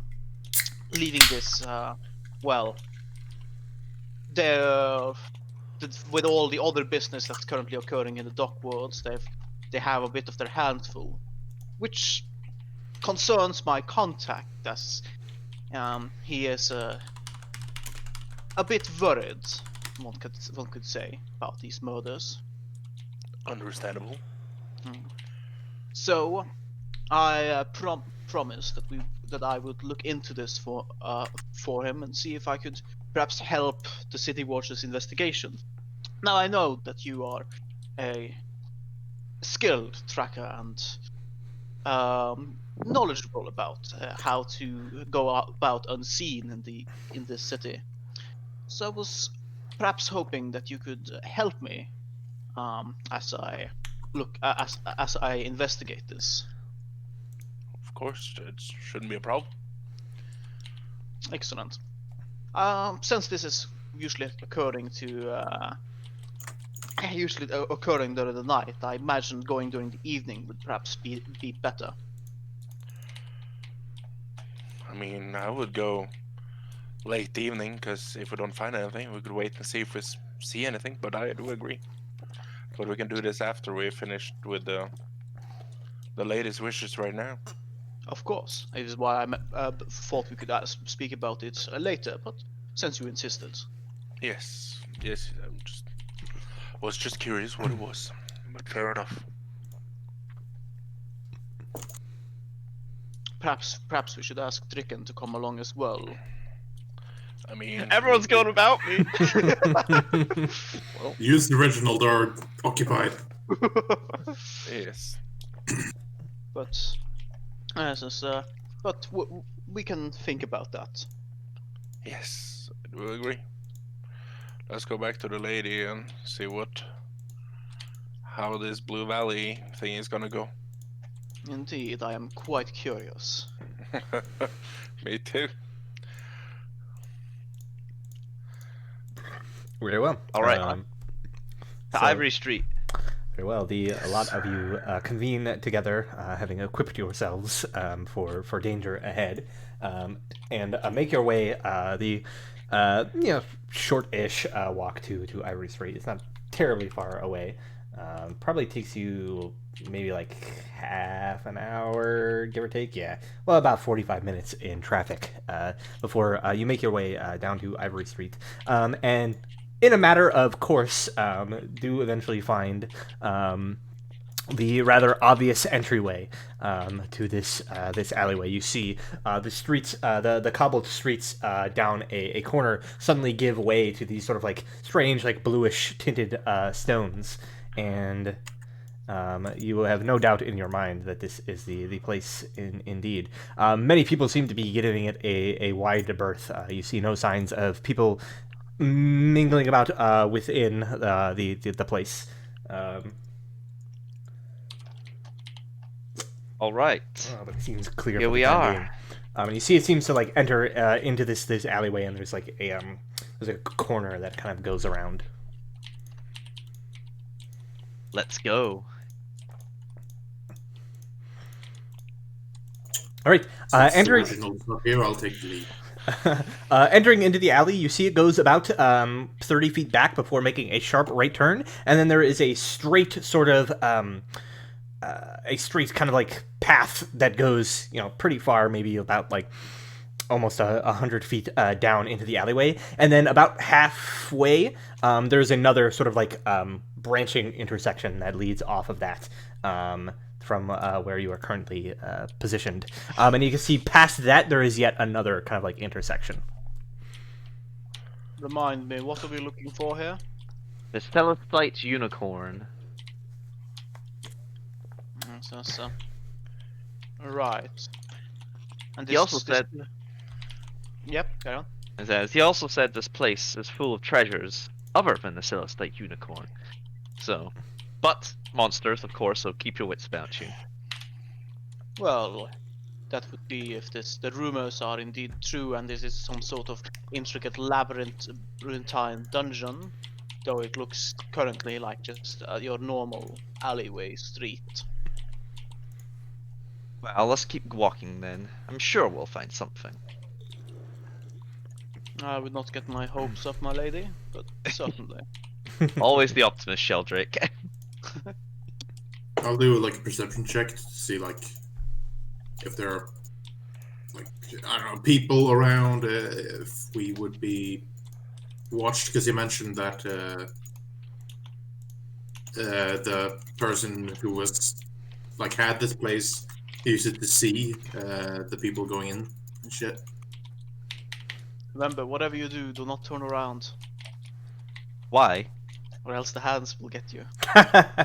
No perception check needed. As you take a look around, you do not see any sign of anybody like watching you or any place where like somebody could like watch from. Right? It's just like solid sort of like wood and stone walls of the buildings nearby. You see the blue cobbled road and path down below you, and yet you can't quite shake the feeling that you're being watched. But there's nobody and no indication thereof. Spooky. You spoopy 5 me. Alright, we'll continue inwards and see if we can find some kind of a hidden entrance. Yep. So as you continue down, there is no map for this, as I've exceeded my maximum allowable amount on Roll20. So we're doing this the old-fashioned way, which is to say, imagination. Yay. So as you continue down, about halfway down this longer stretch of alleyway, you see to your left there is a 10-foot wide gap in the alleyway with cobblestones of blue sodalite and 20-foot tall sandstone walls. This does not appear to be the wood and stone construction of Waterdeep. These walls appear to be made of sandstone. And there is a tin sign on the western wall that has the words in all capital letters "Blue Alley" painted on it in blue paint. Further down from that, you see about 15 to 20 feet down, there is what appears to be a podium of gleaming sodalite standing a few feet inside. And there is, on top of that podium, a quill that is set beside a heavy book bound in blue leather, which is currently open on the podium.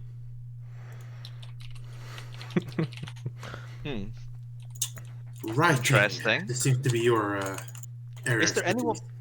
There's no one else around right now, right? It's very quiet. No, you went down like a corner into this like back alley, and there's like nobody else. You're all alone, but you feel like you're being watched. Frickin', fly up and see if you can grab that book. Yes, mistress.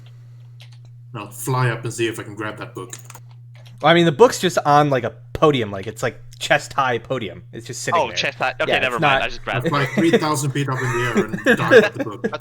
But Draken, could you perhaps fly up and see if you can get an overview of the current? Yes, Mr. Well, Sheldrake. I'll thank you. fly up and scout, do a quick scout around. Sure. Like it's So yeah, you yeah. can see looking up, you can just see like the blue sky up above you. But as you sort of like take off and fly up, you get about 15, 20 feet up to the top of where the buildings are, and you basically just like slam into some sort of like invisible barrier, and actually go tumbling back down to the ground.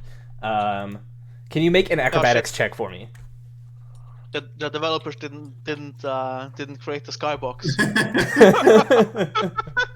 Okay, you are able to sort of catch yourself and prevent yourself from falling all the way to the ground, but you are sort of dazed and reeling from just like suddenly.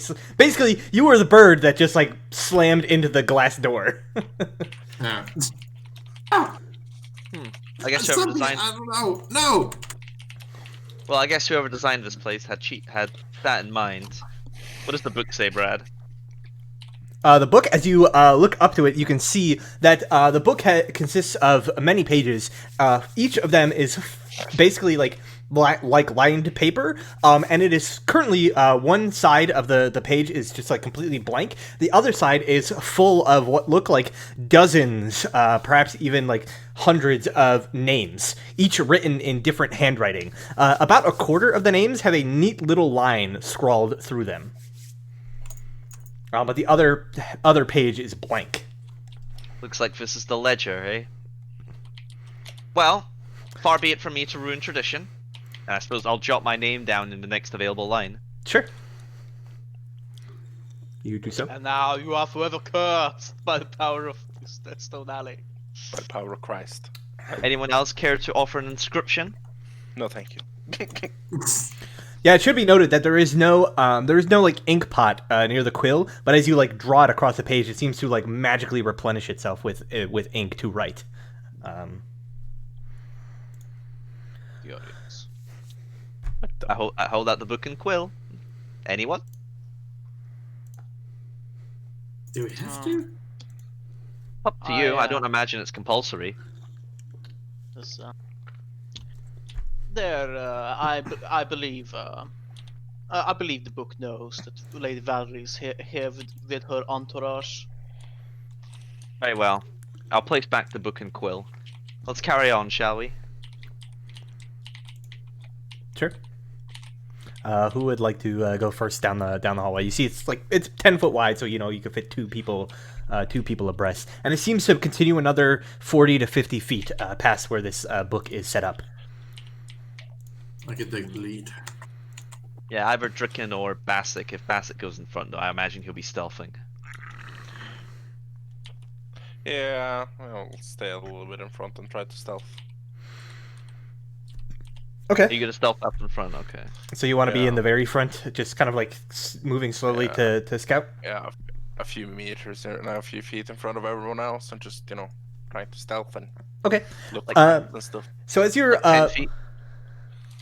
As you're moving slowly up to the north, further into the alleyway, you get about 30 feet past where the podium is, and as you're sort of moving forward, suddenly your like foot hits into something like hard, and as you like push forward, you like put your hands up, and you see like you put your hands up, and there's just a wall in front of you, but you can't see it; it's just invisible, and you kind of like push on it, and it doesn't seem to give at all.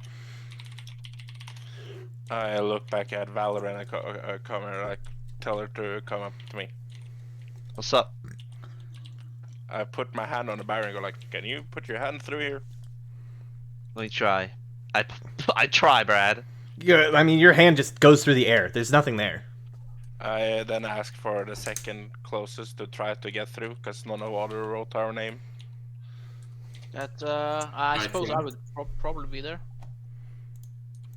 So I'll try. Yeah, anyone else who tries, like, your hand contacts, like, an invisible wall. I go like, "Okay, let's go back to write our name in the book." Good luck, lady. And we'll leave. I go Very back well. and write my name in the book. All right, you all go back and write your names within the book. Yes. I suppose, if needs must. Needs must. After I wrote my name in the book, I try to walk back to the barrier. What happens? It's not there. You pass right through it. I go like, I look at Sheldrake and I go like, "Nope, the book didn't know." A shame. I would write like Sheldrake's or excellence in Abyssal. the abyssal writing. I mean, infernal writing of abyssal. What was I saying? I'm a demon. Are you? Huh? I think you just let slip. What do you mean? No, I'm not a demon. I'm an infernal. Yes. You're a Lift devil. up, kill him. A devil. Yes, so passing through the barrier, you see the hallway continues about 20 feet before it comes to a branch. You see there's one that splits off to the left running east, no, it's to the right running east, and then one that splits off to the left running west. At the wall on the other side where you're entering in from, there is a brightly colored mural painted on the northern wall that depicts what appears to be numerous adventurers falling victim to every conceivable form of trap. Scything blades, spiked pits, collapsing roofs, jets of flame, poison gas, and more are all featured in this brilliant mural. At the top of the mural, you see the word silver is painted above an arrow that is pointing east, and the word gold is painted above an arrow pointing west. Lovely. Those of you who have a passive perception more than 12, which I believe is most of you, Yeah, I have 14. 12 exactly. I have 14. I think all of you are over 12. Notice that as you're looking over the mural, like scanning over the mural for like a couple of minutes, you each see what appears to be depictions of yourselves being mutilated by these various grisly traps. Well, isn't that just pleasant? Nice. All right. Silver or gold? Silver or gold? Silver. Silver? Silver Yes. if it's often more useful. Very well, silver. I suppose we'll go down the silver pathway. All right, so you turn to the right, heading down the eastern pathway. Yep. Going down that way, you see very quickly, about 20 feet or so, there is another branch where this hallway curves to the left, and you see another lengthy hallway looking down here. Down that hallway, you can see that it's pretty much like bare, although on the western wall, you see what appears to be a relief sculpture. Although from the entrance of the hallway, you can't quite make out what it is of, but it appears to be humanoid-esque. It has like outstretched arms and is sort of like carved into the side of the wall. About halfway down. Okay. Just a relief? And yeah, oh, there's I'm on there's high alert. there is also two there are two doors on the eastern wall. One a bit closer before the skeletal sculpture, and one sort of at the very end of the hallway. So we have two doors to choose from. I'm guess- an owl, by the way, so my head is going like 360, like constantly. Well, I suppose we may as well have a look down both and see what we see on the other side. Yes, let's split up. That will be. Well, Ah, obviously, okay. no, I'm saying just open this door and see what's there, and then open the other one and see what's there, and then decide where to go. Here, you know what? What we'll do, just for your guys' sake, is I'm gonna make a new page, He's gonna draw. and we're gonna go here. Just writes And- fucking page. We're gonna make the page a little bit bigger, and I'm gonna write "fuck you." No. You called it, Morton. I knew it. He sees through your schemes. No, I mean this is old school, so you guys have to draw your own map. But now you have a space to feel free to do so. Oh shit. I call dibs on the bottom right corner. Right? Okay. All right. Let me just. I'll quickly sketch in what you have so far, just so you don't, just in case you don't remember. So there was an entryway, like so. I came down. This is where the podium was. Then there's a path that branches off. You guys went down the right, so there's a hallway like so. The skeleton is on the left wall, and the 2 doors on the right. One is the red. One is like here, and then the other one's like at the end. Eldrake has a calligrapher set, doesn't he? For And the skeleton is like here. I have a writing set yeah, or ink or like. that's that. And- You could use that to like map, can't you? Sure, I don't see why we need a map, but certainly maybe. So we don't get lost. All right. Well, this is closest, so I guess I'll have Dricken open it up and have a look down the corridor. You have night vision, don't you, Mike? No, I don't. No. Does Morton have night vision? I have dark vision. Dark vision, that's the one. Yeah. Yes, I have dark vision. I just pulled out the hoodie from fucking Splinter Cell, going like, I see everything now. Bastic, have a look down what's on the other side of this door. What do you see? Is it Sure. actually is it dark, Brad, or is this well lit? It's like it's lit because like you can see the sky above you. Right. So, but I mean, the buildings are clustered in such a way that it's like dim in here, but like it's lit enough that you can see. Okay. Yeah, Well- I'm gonna sneak if you need me to roll. Yeah, go ahead and make a stealth check.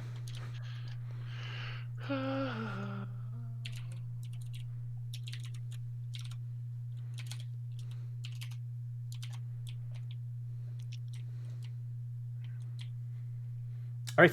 So as you sneak forward to the door, you can see that giving it a try, it is currently unlocked. As far as you can tell, the knob turns Yeah. easily. I'll try to open it like Okay. silently as possible. The door swings open into the next hallway, and you can see that the corridor beyond has walls of dressed stone with thick cobwebs that seem to sort of cling to the walls and the floor, covering almost like everything in this hallway. As you look in front of you, you can see that about 10 feet into the room, there is a sudden and obvious like pit carved into the floor. That seems to stretch across about 20 feet in total. I look at Valerie and like tell her to come closer. Yeah. Oh. Went into the room and go like, so, what's your plan? Push her in.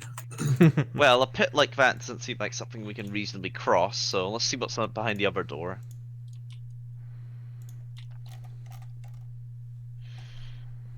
I inspect the door. I'm gonna check for traps as well, cause. Okay, make a perception check. Where the fuck is my sheet? Perception. Bomb.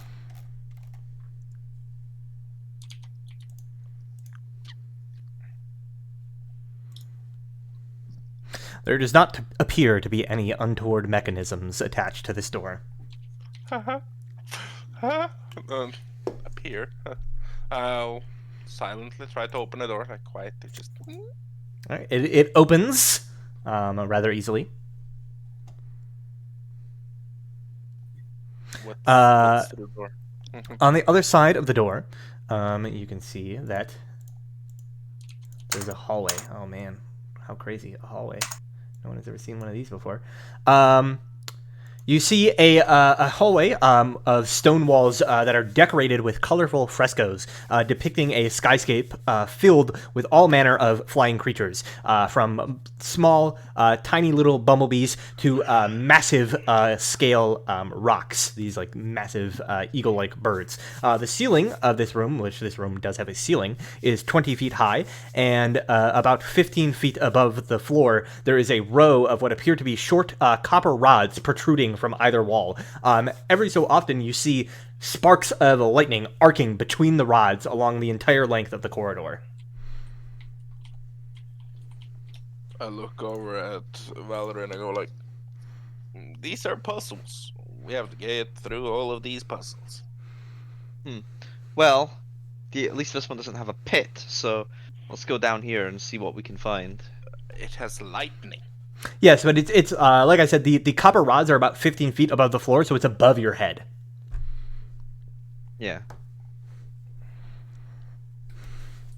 Don't you think it's kind of suspicious that it's like picture of dragon, flying creatures, yet it gives a hint that you're not supposed to fly, while the other one is the completely opposite.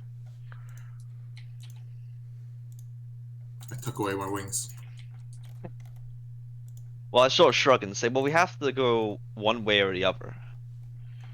That I Unless agree. we want to go down the gold corridor, so. No. We just need to figure out how this works. Well, I suppose we could cross the pit if Dricken's able to fly us across.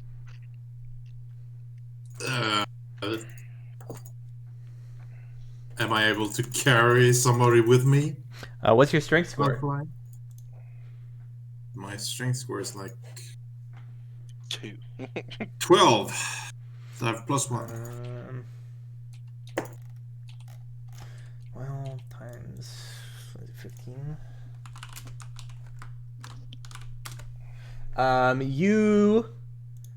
Flying, we'll say half that. You could probably only, out of everybody here, Valerie's probably the only one small enough for you to be able to handle carrying while flying.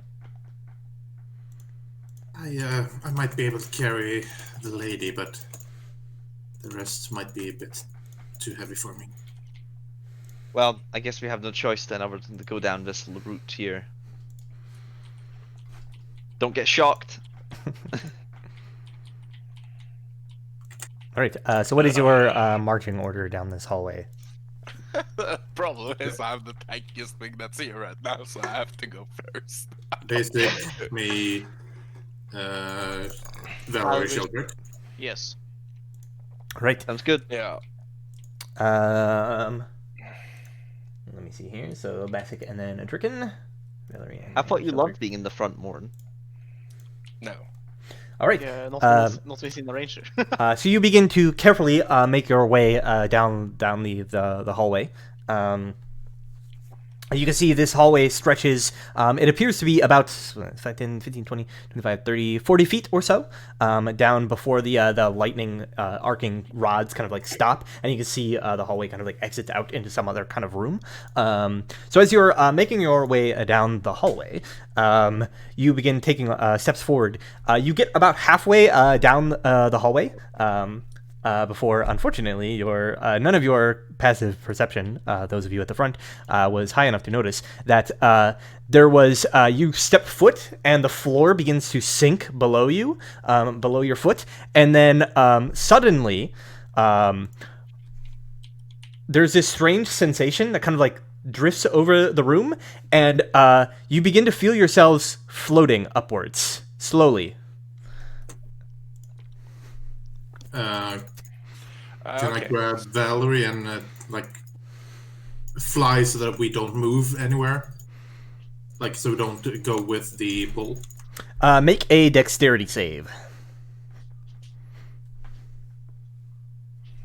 All right. You are easily able to grab Valerie and begin sort of like flying. Although it's weird, right? Because now it feels like the room is almost like zero grav, but you're able to like use your wings in such a way that you can kind of like keep yourself from levitating further up as you grab her. The rest of you, though, begin accelerating. You rise 6 feet in total, like immediately.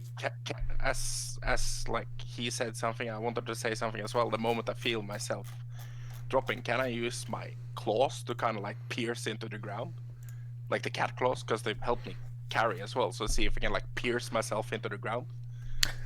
Yeah, you can make a, we'll say you can make a dexterity saving throw with advantage to like claw into the wall to try to prevent yourself from being like yanked up. And this isn't like, it's not like a low force. Like you feel like you're being yanked up like pretty hard. So you make a dexterity save. You can have advantage because of your claws. Yeah.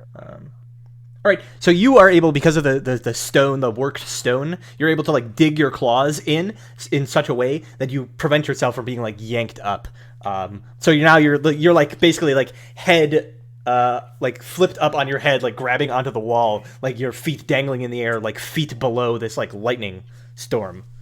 So yeah, Dricken grabs Valerie, like kind of keeping her out of place. Bassic, you're kind of clawed into the wall.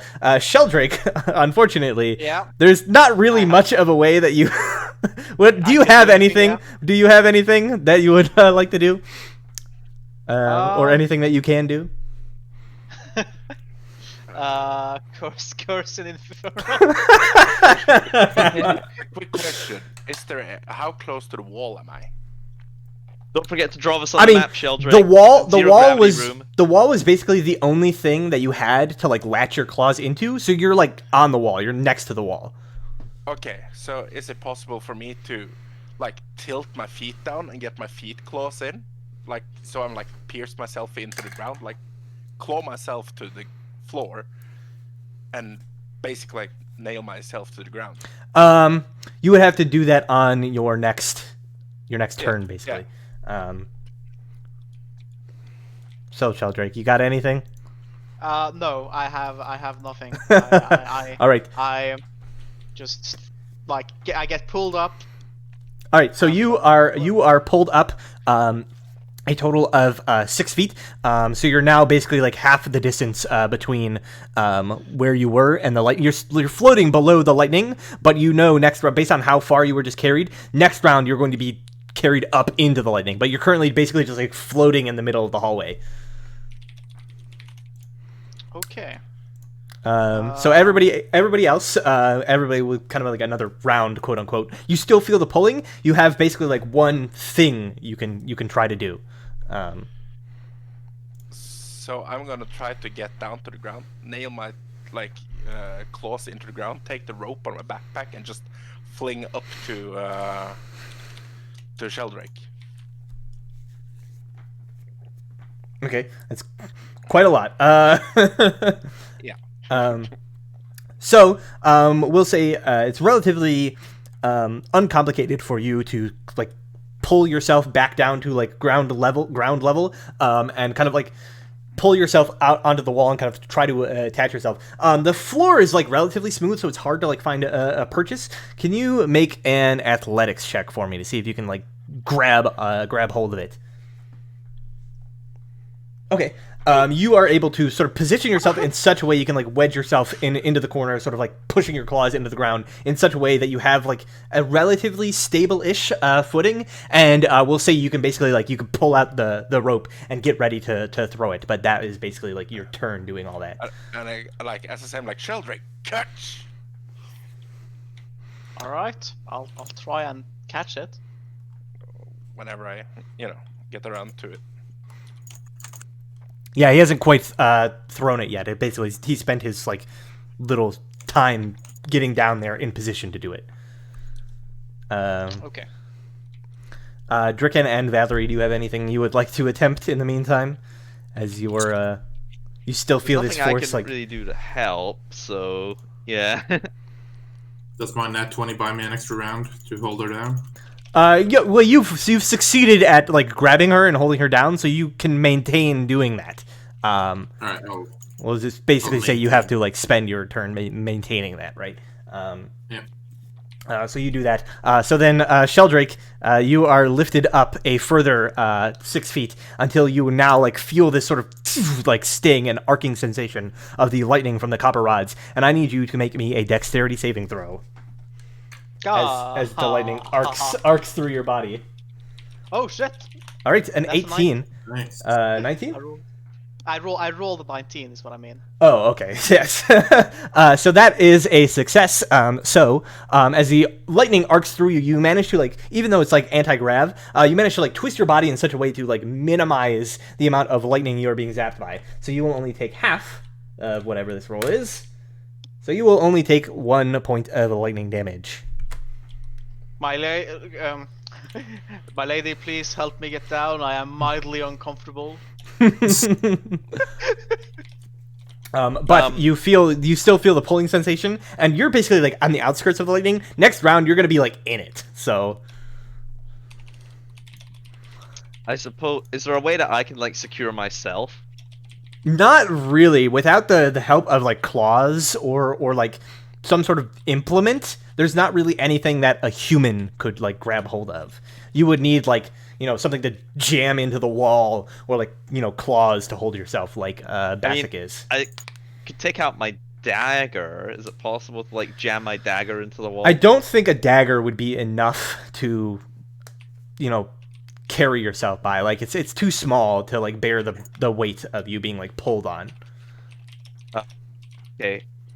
Further ahead in the corridor, do I see anything?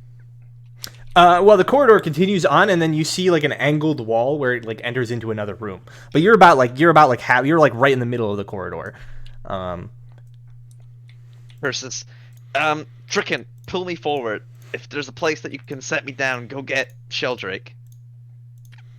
Yes, mistress.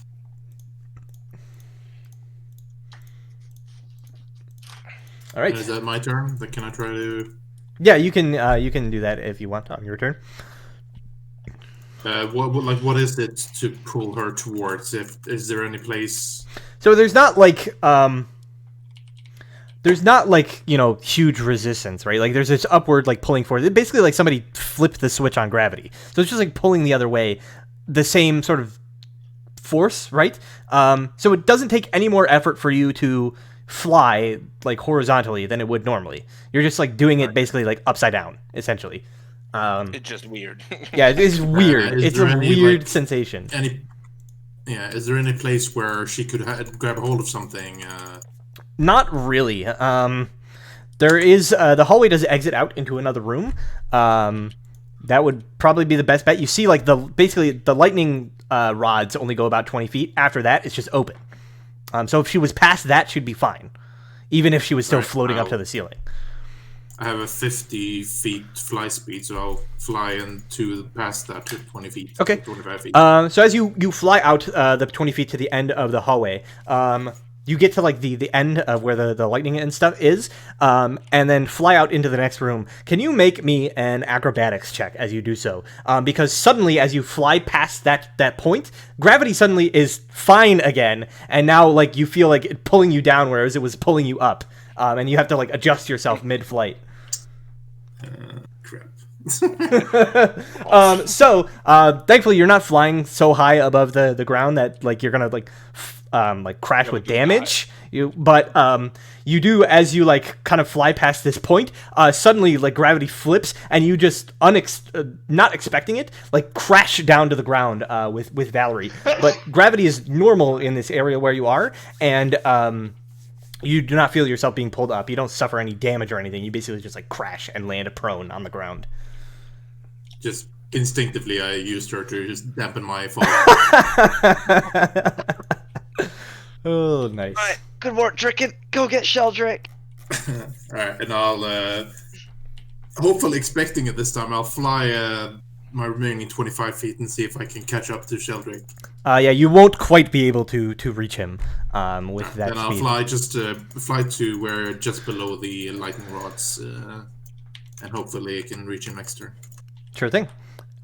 So, Basic, I believed you wanted to try to throw Sheldrake the rope so we could catch it and like pull him in.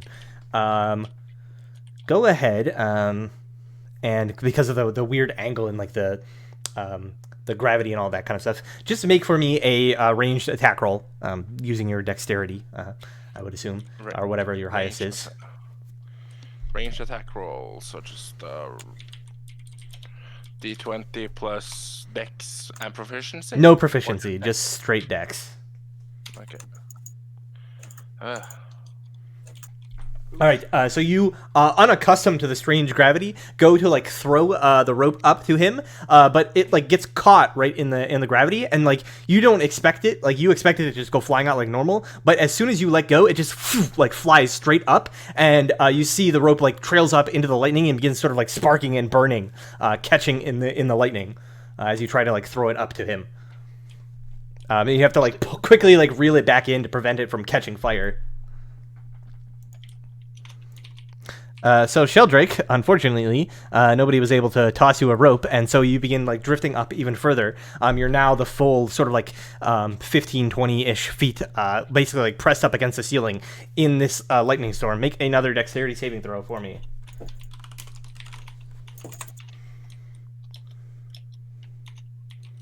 That's more like it.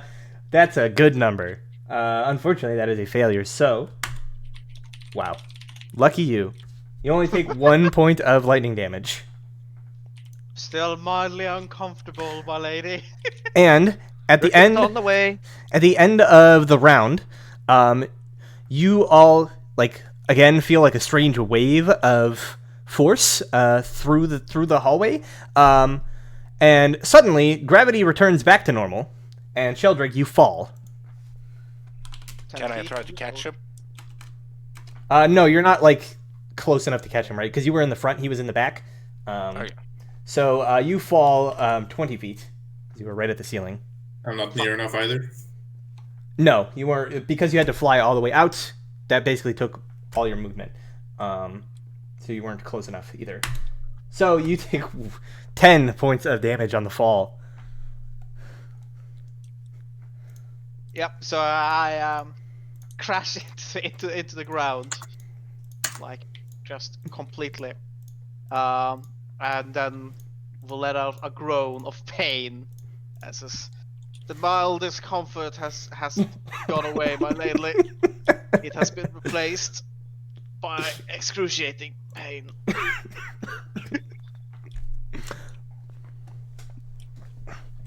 But you can see that the pressure plate in the floor that activated this trap is still depressed. The pressure plate is depressed. God Yes, damn it. yes. It's moments away from. It didn't get to kill anyone. Yeah, really unfortunate. It has one job and it failed. That's why it's depressed. Yes. So, but you are able to pick yourself back up, and there is the trap, at least for the time being, seems to be in a non-functional state. You can hear the zzz of the lightning above you.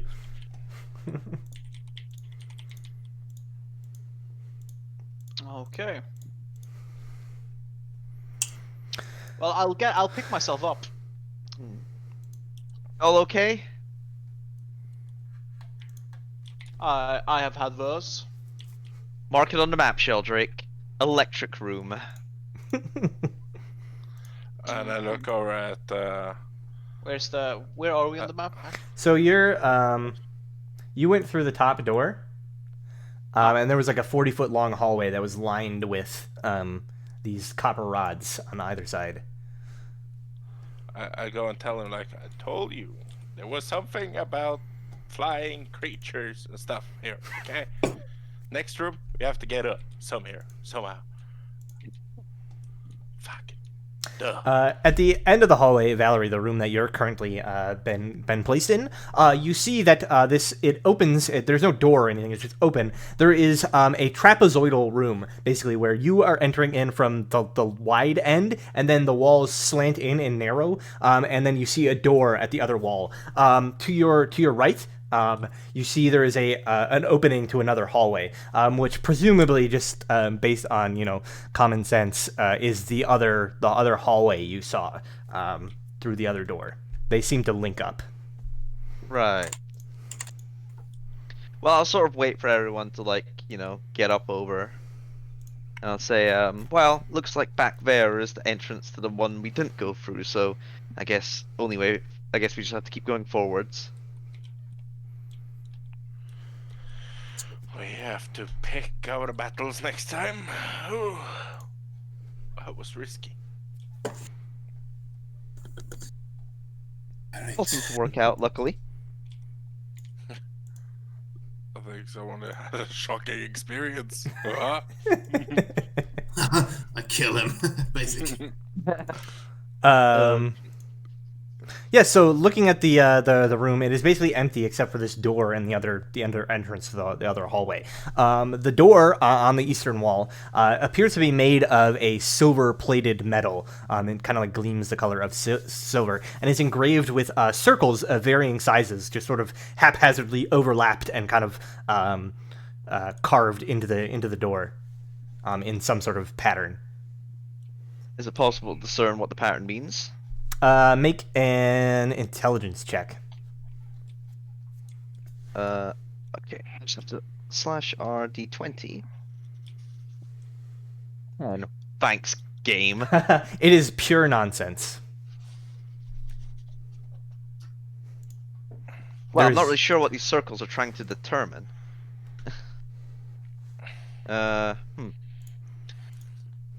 Unless anyone else has any idea what it could mean, I suggest we just continue. What was it that you had to roll? Just intelligence? Just an intelligence check. Alright.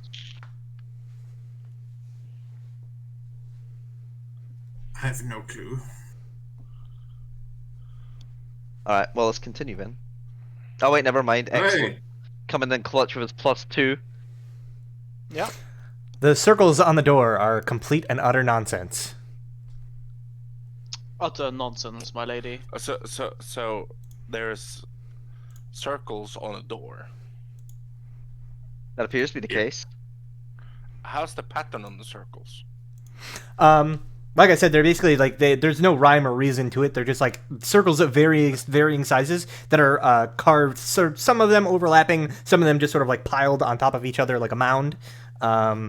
As far as you can tell, like there's no deep hidden meaning to it. There's just like a random array of circles that seem to be like carved into the door. Yeah, but it just seemed to be birds carved in the roof of the other thing. So here, here we are. Whirlpool, So- whirlpool. Yeah, I'll. Oh, okay. Open the door, then see what's on the other side of the door. As you reach down to pull the handle and open the door, it is locked.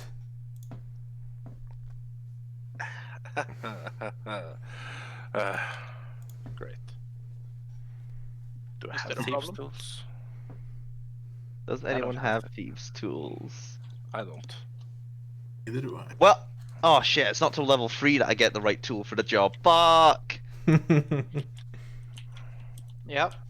And I think the other guy who has thieves tools is not here.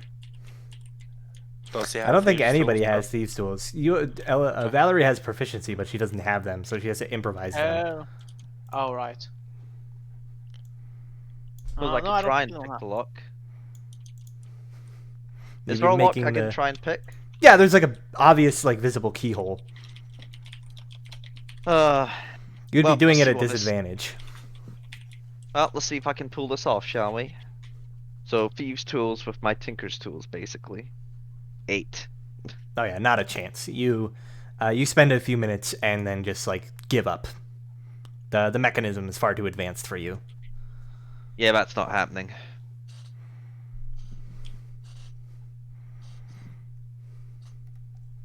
All right. We just smash it down. Made of silver. I'll try to kick it. I mean, you kick it and it's solid. I don't think we can force our way through it. I mean, maybe. It would take more I than think just. maybe we can force our way It through would just be. It would take more than kicking it, right? Like you would probably have to be a concerted effort to like body slam into the door, right? If you were trying to force it open. The circles. Is it in a circle that is like several circles beside each other? No, they're not like concentric in any kind of way. Like they're all. Some of them overlap, but mostly they're just kind of like next to each other, right? Like piled up. In various ways, just covering the whole face of the door. Does it look like the circles can move like a mechanism at all? No, they're just carvings. I Right. look like if I look around, do I find anything else that matches circles? No, the Around room is empty, other than the door and the entrance back to the other hallway.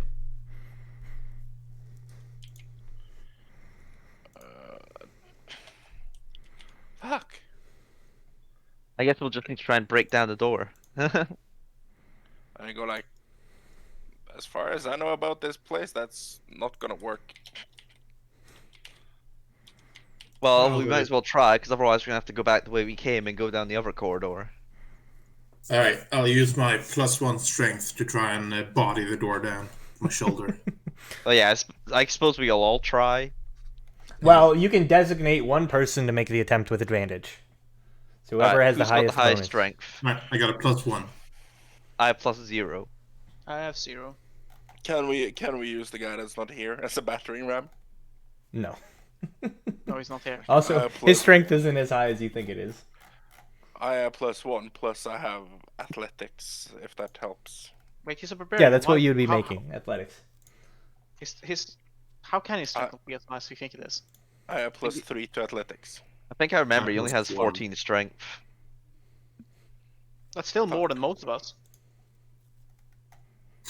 Okay, Yeah, but- he Either way, Shoots. it's gonna be a +1 with advantage, it looks like. Man, we're not really a strong party, I see, in terms No. of physical strength. Okay, I guess I'll do a strength here with a fucking 15. 15. All right. Despite your best efforts between the two of you, you are unable to budge the door even an inch. Doesn't anyone have a crowbar? Nope. No. I mean, all having a crowbar would do would give you advantage on an athletics check to open the door, which you've just done. So it wouldn't help you. I play my pan flute in front of it. He plays a lovely little tune on his pan flute. Damn it. Suppose we can keep trying. I inflict wounds on the door. I mean, at this point, you guys have exhausted all of your methods, as far as I'm aware. Yep. You figure it's beyond your ability to pick the lock. You've tried to force it. You can't force it. It won't budge. Yep. Right. Well, I guess we'll just have to go back and try the gold way. You win this time, door. I look over at them like, maybe we should try walk through the other room as well. Well, I suppose. If I go through the other door to the other room, that was from here. What do I like? Is there like? You said something about a pressure plate on the other room. No, there was a pressure plate in the hallway that you came down. The other room you saw, basically, when you opened the door, there was about 10 feet, a pit that spanned 20 feet, and then you saw the floor on the other side, which you're now on that side. There's no door into the hallway from this side. It's just open. Okay. So you see there's about 10 feet before the pit that you can see the door on the other side of the pit. I take my rope, I tie it, like I tell someone to hold it. I kind of hold the rope and I walk a little bit into the room and see what's down the pit. Sure. As you walk into the room, you feel the ground beneath you give way as it sinks into the floor a bit, and then suddenly you see the bottom of the pit. A number of spikes shoot upward violently, slamming into the ceiling, but causing no effect as there is nobody currently in the pit. And then they slowly begin to recede back down. And I go like, oh, I wouldn't fall down there. Do I see anything down the pit? No, Or is you it- just it's just the bottom is just like lined with spikes. Okay. Well, that's not good. It doesn't look necessarily like it doesn't look like it would be difficult to like scale down there, and then once you're down there, you can walk between the spikes. You imagine the danger of this particular trap was that if everybody was down there, like going to cross the pit, and somebody climbed up this side and activated the pressure plate, those spikes would have just like jammed up into everybody that was in the pit. Ow. I would have killed everyone because I would have just crawled up the wall, or Yeah. I would be on a wall and fucking burned, and then it would just. Oh, that was a bit horrible. How deep? How deep was it? The pit is 10 feet deep, so it's like it's short enough that you could like, basically like, grab onto the ledge from the bottom, like just on tippy toes, basically. I'll fly down. Or actually, can I just fly straight across? You can just fly straight across. Yeah, I'll just fly straight across. Land on the other side. And I'll bring Lady Valerie with me. Sure. She has no choice. But I Yeah. go like, what the? I look, like when they left. I look at Sheldrake like there must be some intelligence way to do this thing. I mean, you sprung the trap. It's the pressure plate is still depressed. Like, you think it's probably not going to go off again. So, like I mean, said, door. oh, the door. I mean, yeah, you can. Like I'm just door telling door. Sheldrake like there must be some intelligence way to get through this thing. Possibly, but could just also be. I mean, why? It's a door. It's meant to be shut and locked. If you don't have the key. Yeah, exactly. It says like doors are not made so that you can puzzle your way through them. Yeah, but where the fuck is the key? That's the question. The owner most likely has it. Let's go the other way then. See what the fuck happens over there. Give me a sec, and I re-roll to a rogue and come back with thief. Unfortunately, not. Damn it. He bites a dust though back to when he was born. It's like, okay, this time. That's not how that works. Yeah, but if you guys would like to return to the original branch, you have successfully disabled both of the traps that are in your way of getting back there. Yay. So you may return and go down the other branch. That is something to call it, I suppose. Disable. Yeah. Triggered. Triggered. Yeah, that's what I would use. Creatively disabled. Creative to disable. Yeah, so you can see the other branch, similarly to the one you went down, basically comes to a right angle after about 30 to 40 feet, and then there is a hallway that leads up. That hallway is about 20, 30, 40, 50 feet in length, at the end of which you see there is a branch that goes to the left and a staircase that leads up. There is also on the right-hand wall, close to the end, but before the branch and the staircase, a doorway that you can see.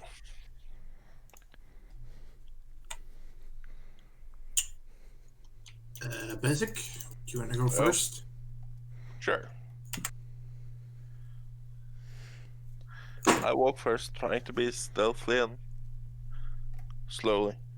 Sure. Yeah, you begin to carefully walk down the length of this hallway. As you get closer, you can see that the door in the right-hand wall appears to be made of, or is coated in ivory, and is carved with figurines of many carnivorous animals, such as lions, tigers, and wolves, devouring their prey.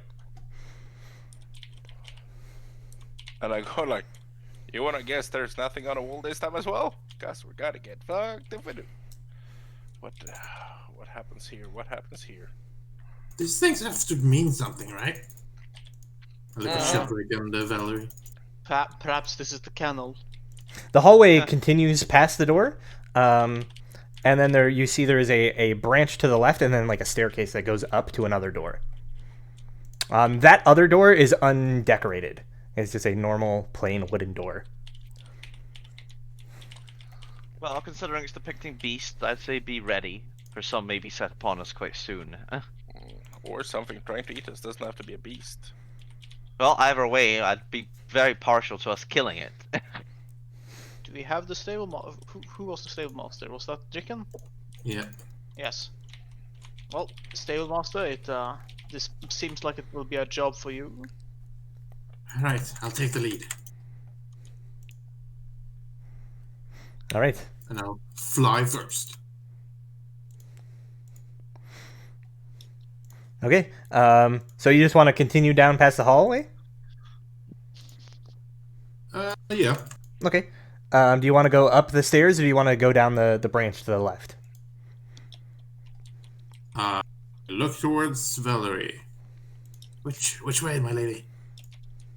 Well, let's check the closer door first and see what's there. All right, I checked the closer Okay, door so you wanna first. investigate the ivory door then?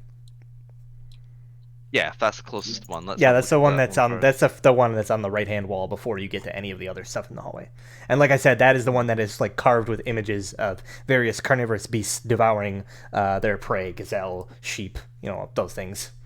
Yep. So let's be careful opening it. Okay. So I guess Dricken is going up to open the door then. Yep. Okay. You reach down to go and open the door, and it is locked. I spit on it. All right. Well, other door, man. Why would that one be open? Is it Why might? not? All right, I'll go and try the other door then. Okay. You go up to the other door. Is everybody going to like follow like relatively close behind him, or are you just like letting him go like way ahead of you? I'm not leaving him too far out of my sight, to say it like that.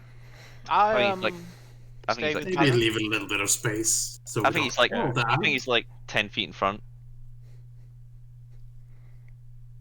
Okay. So yeah, as you head up to the door, there's a staircase that goes up to a landing that the door is on. It is like a plain wooden like oak door, and a perfunctory examination leads you to the conclusion that it is unlocked, and you could open it easily should you so choose. All right, I will uncarefully open it. All right, throwing open the door, you see it opens into a 20-foot by 20-foot square room that appears to be a lush pasture filled with tall, sort of waving grasses, a trough of water, and a clear sky overhead. There are in this room two sort of alcove or like archways that seem to lead into other rooms. Can I, through tracks or anything around, identify what kind of animals would be living here? A cursory examination. I will not make you make a check due to your proficiencies. A cursory examination. This would appear to be a standard sort of pasture for maybe like cows or sheep or something of the likes. Just like a grazing animal. I don't think there should be any dangerous animals here. Well, let's hope so. If you enter into the room, which I Yes. assume you have to look around, you can see that the bordering rooms, there are two, one to the north and one to the east, appear to be circular in nature. And inside of each of them, you see there is a what is this? There is a silver. There's a plinth atop which is what appears to be a silver-plated ox's skull, with a number of runes that seem to be carved into the horns. This is in both of the rooms. The same. They look the same. How many rooms? There are two, both of which have no door. They're just archways, and they are both sort of the same circular size. And both of these rooms, inside of them, the walls have been covered in ivory paint and these strange geometric patterns.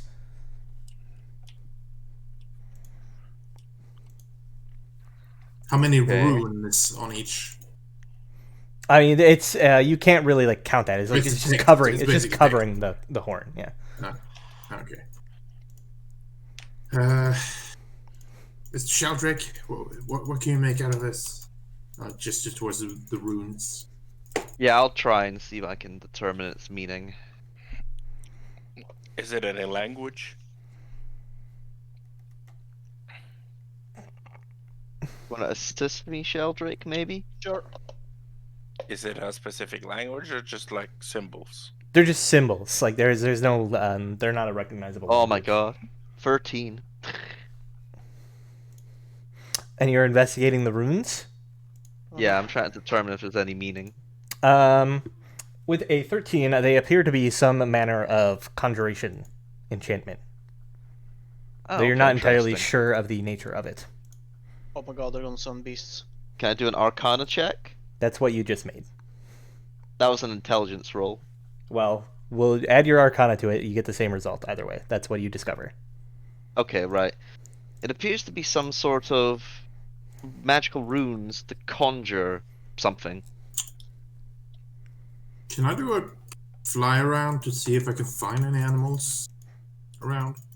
There's no need to fly. The rooms aren't really big enough for that. There's no Okay. animals to speak of. There's no hiding places, or you said there were alcoves? Yeah, those are the circular rooms that the ox skulls are Okay. in. I have a There are two. nasty There are two rooms, each identical, each holding an identical silver-plated skull, with the same runes carved into the horns. Is the skull attached, or like, is it? Can I move it? I mean, you would have to try. I'll try to move it. How do you try to move it?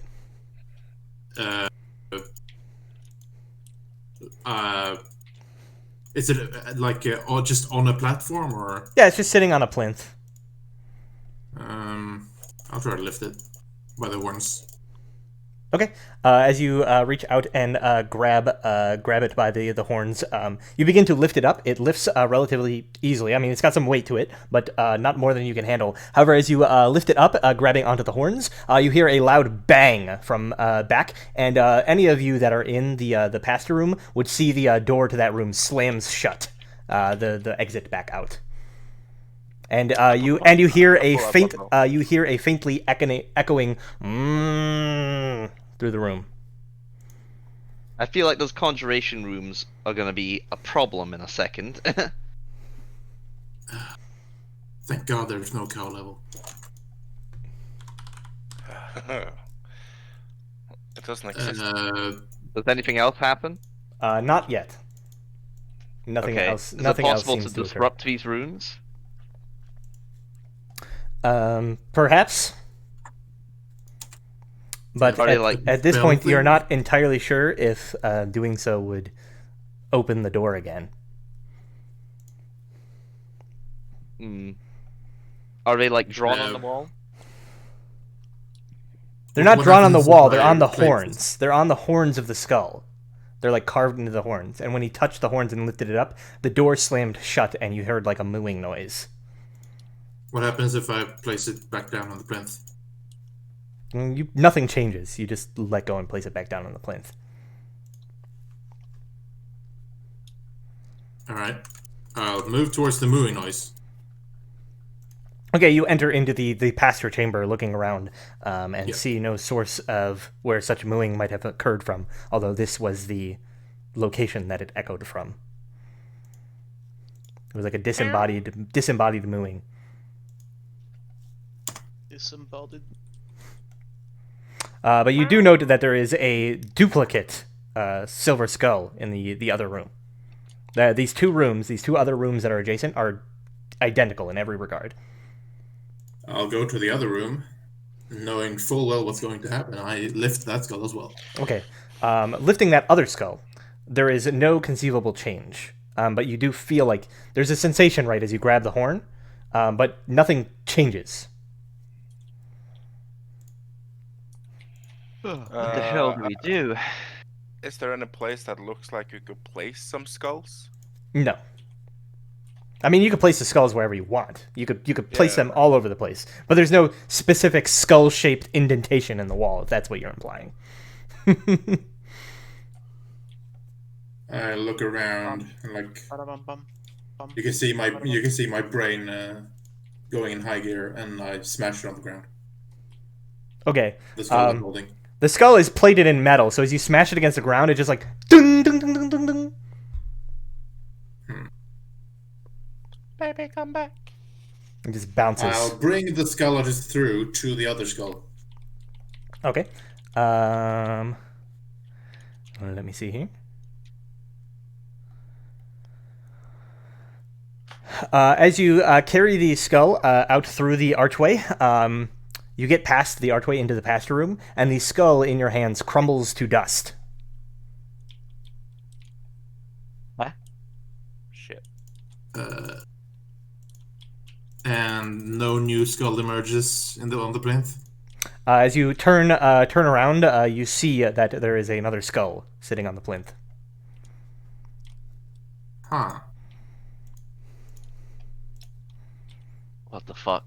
Did you guys see that? Yeah, I saw that. No. So what?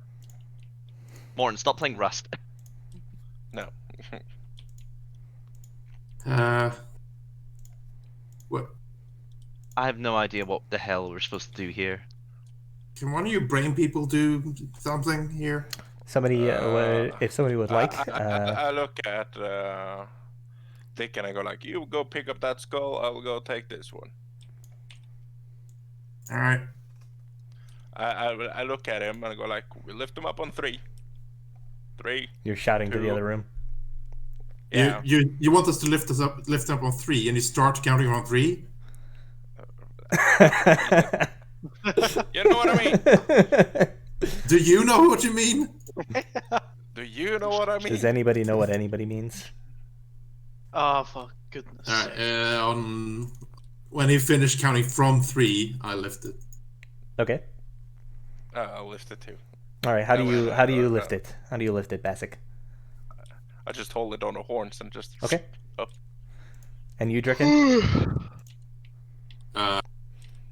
Same. Okay. As the both of you grab the skulls, lifting them up by the horns, those of you in the center room notice that the sky over the pasture begins to darken, and again you hear this like echoing moving noise, and then suddenly there is a flash of light, and you hear like an angry snorting as a minotaur seems to just appear out of thin air, and he is very angry. We did something. We did something. Yes. Don't groan at us. We're the only ones trying here. So Basic was kind of like in a room to the north. You were there. You're like way up here more. So Basic was like in a room to the north. Dricken was in a room over here, and Valerie and Sheldrick were kind of in the middle room, which is about 20 feet wide. Nobody's been drawing a map, so we're just gonna go in the middle of space. And there is a Minotaur. I do not have a token for the Minotaur, but he is there. We're just Sheldrick going to seems quite theater of the mind, as it were. So you may all roll initiative as this Minotaur appears. Sheldrick, your passive perception's pretty high, 14. You see that the Minotaur has a chain around its neck, and there is what appears to be a key of some sort. Haha. Haha. Surprise. We did it. We cracked the puzzle. Yeah. Yeah, Just, no. I think you should adjust your health bar on your token because you seem. I think you've only taken like 2 damage or something. No, I take it 12. I took He 4 fell damage. down as well. Oh god, yeah, he fell. Forgot about that.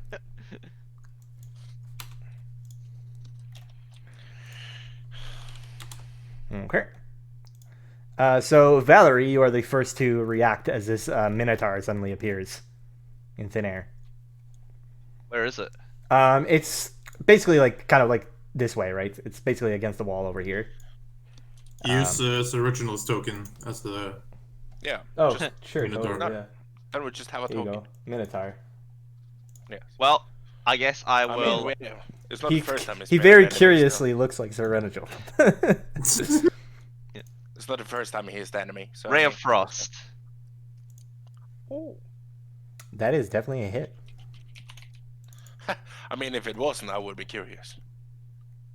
And then I will move away as far as I can. Okay.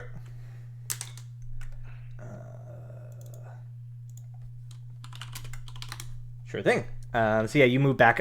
Basically, like you can only move maybe another like 5 feet before like there's the entrance to the other room that Drix is in. But you could like move in. Yep. There's like a side room that you can move into, so you can like move back. All right, and then the Minotaur. Now, Sheldrick being the only person in this room. Oh. You see that it sort of slides its hooved feet back a couple of times, lowering its head, and then charges straight at you. How could this It's happened to me. I made my mistakes. It was nice knowing you, though, Sheldrake. I have to say. Enjoy it, And it is Microphone going to administration. recklessly swing at you with its horns, making a goring attack. Uh-huh.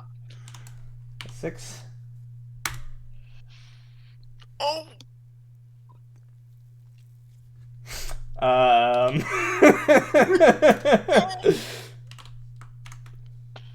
Yep. I don't think this is gonna end so well for you. I No. think you're gonna be instantly killed. I don't think the Minotaur can do that much damage.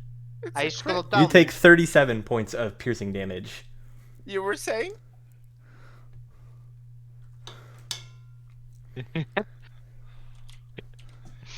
I'm at negative 30. So you are you dead. watch as Sheldrake is just run through by this Minotaur's horns as it sort of just a large horn jabs through his stomach and like lifts him up into the air, like blood pouring all over the Minotaur's face and like steam coming out of its nostrils as its eyes are just like bloodshot. Getting flashbacks from when Valerie's father said that he wouldn't pay for her mistakes. I only thought Minotaurs dealt like a D10 or something of damage. Like, So plus strength. the gore attack does 2d8, but if it charges, it does an extra 2d8, and then it crits. So it was 8d8 plus its strength.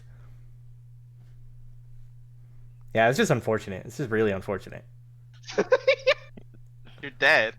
I I'm hate dead, when yeah. you just Yeah. die But- like that. My max HP was 19, so I'm negative 30. So he killed me almost twice over. He almost ripped me in two, basically. Classic. Yeah. Stop playing Rust. No, I'm still a little bit bamboozled. All right, about this so whole thing. Bassic, you are there. You are still holding the Minotaur's skull. You see, like, Sheldrake get run through. Yeah, okay, let's just give me a second. I'm gonna see what this. Can I do this? I don't suppose the less than the extra 10 feet reduced movement would have maybe made it he couldn't reach Sheldrake. No, because he was basically like adjacent to him, almost.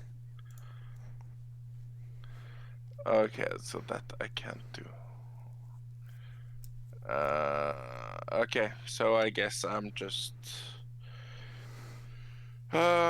casting the favored foe thingy on it. So I deal another extra 1d4 damage and longbow. All right, so you drop the skull and pull out your bow. Yeah. As soon as you let go of the skull and it clatters to the ground, the Minotaur, his eyes fade back to sort of a normal, like, whitish color, and he just disappears, Sheldrake's lifeless body clattering to the ground below.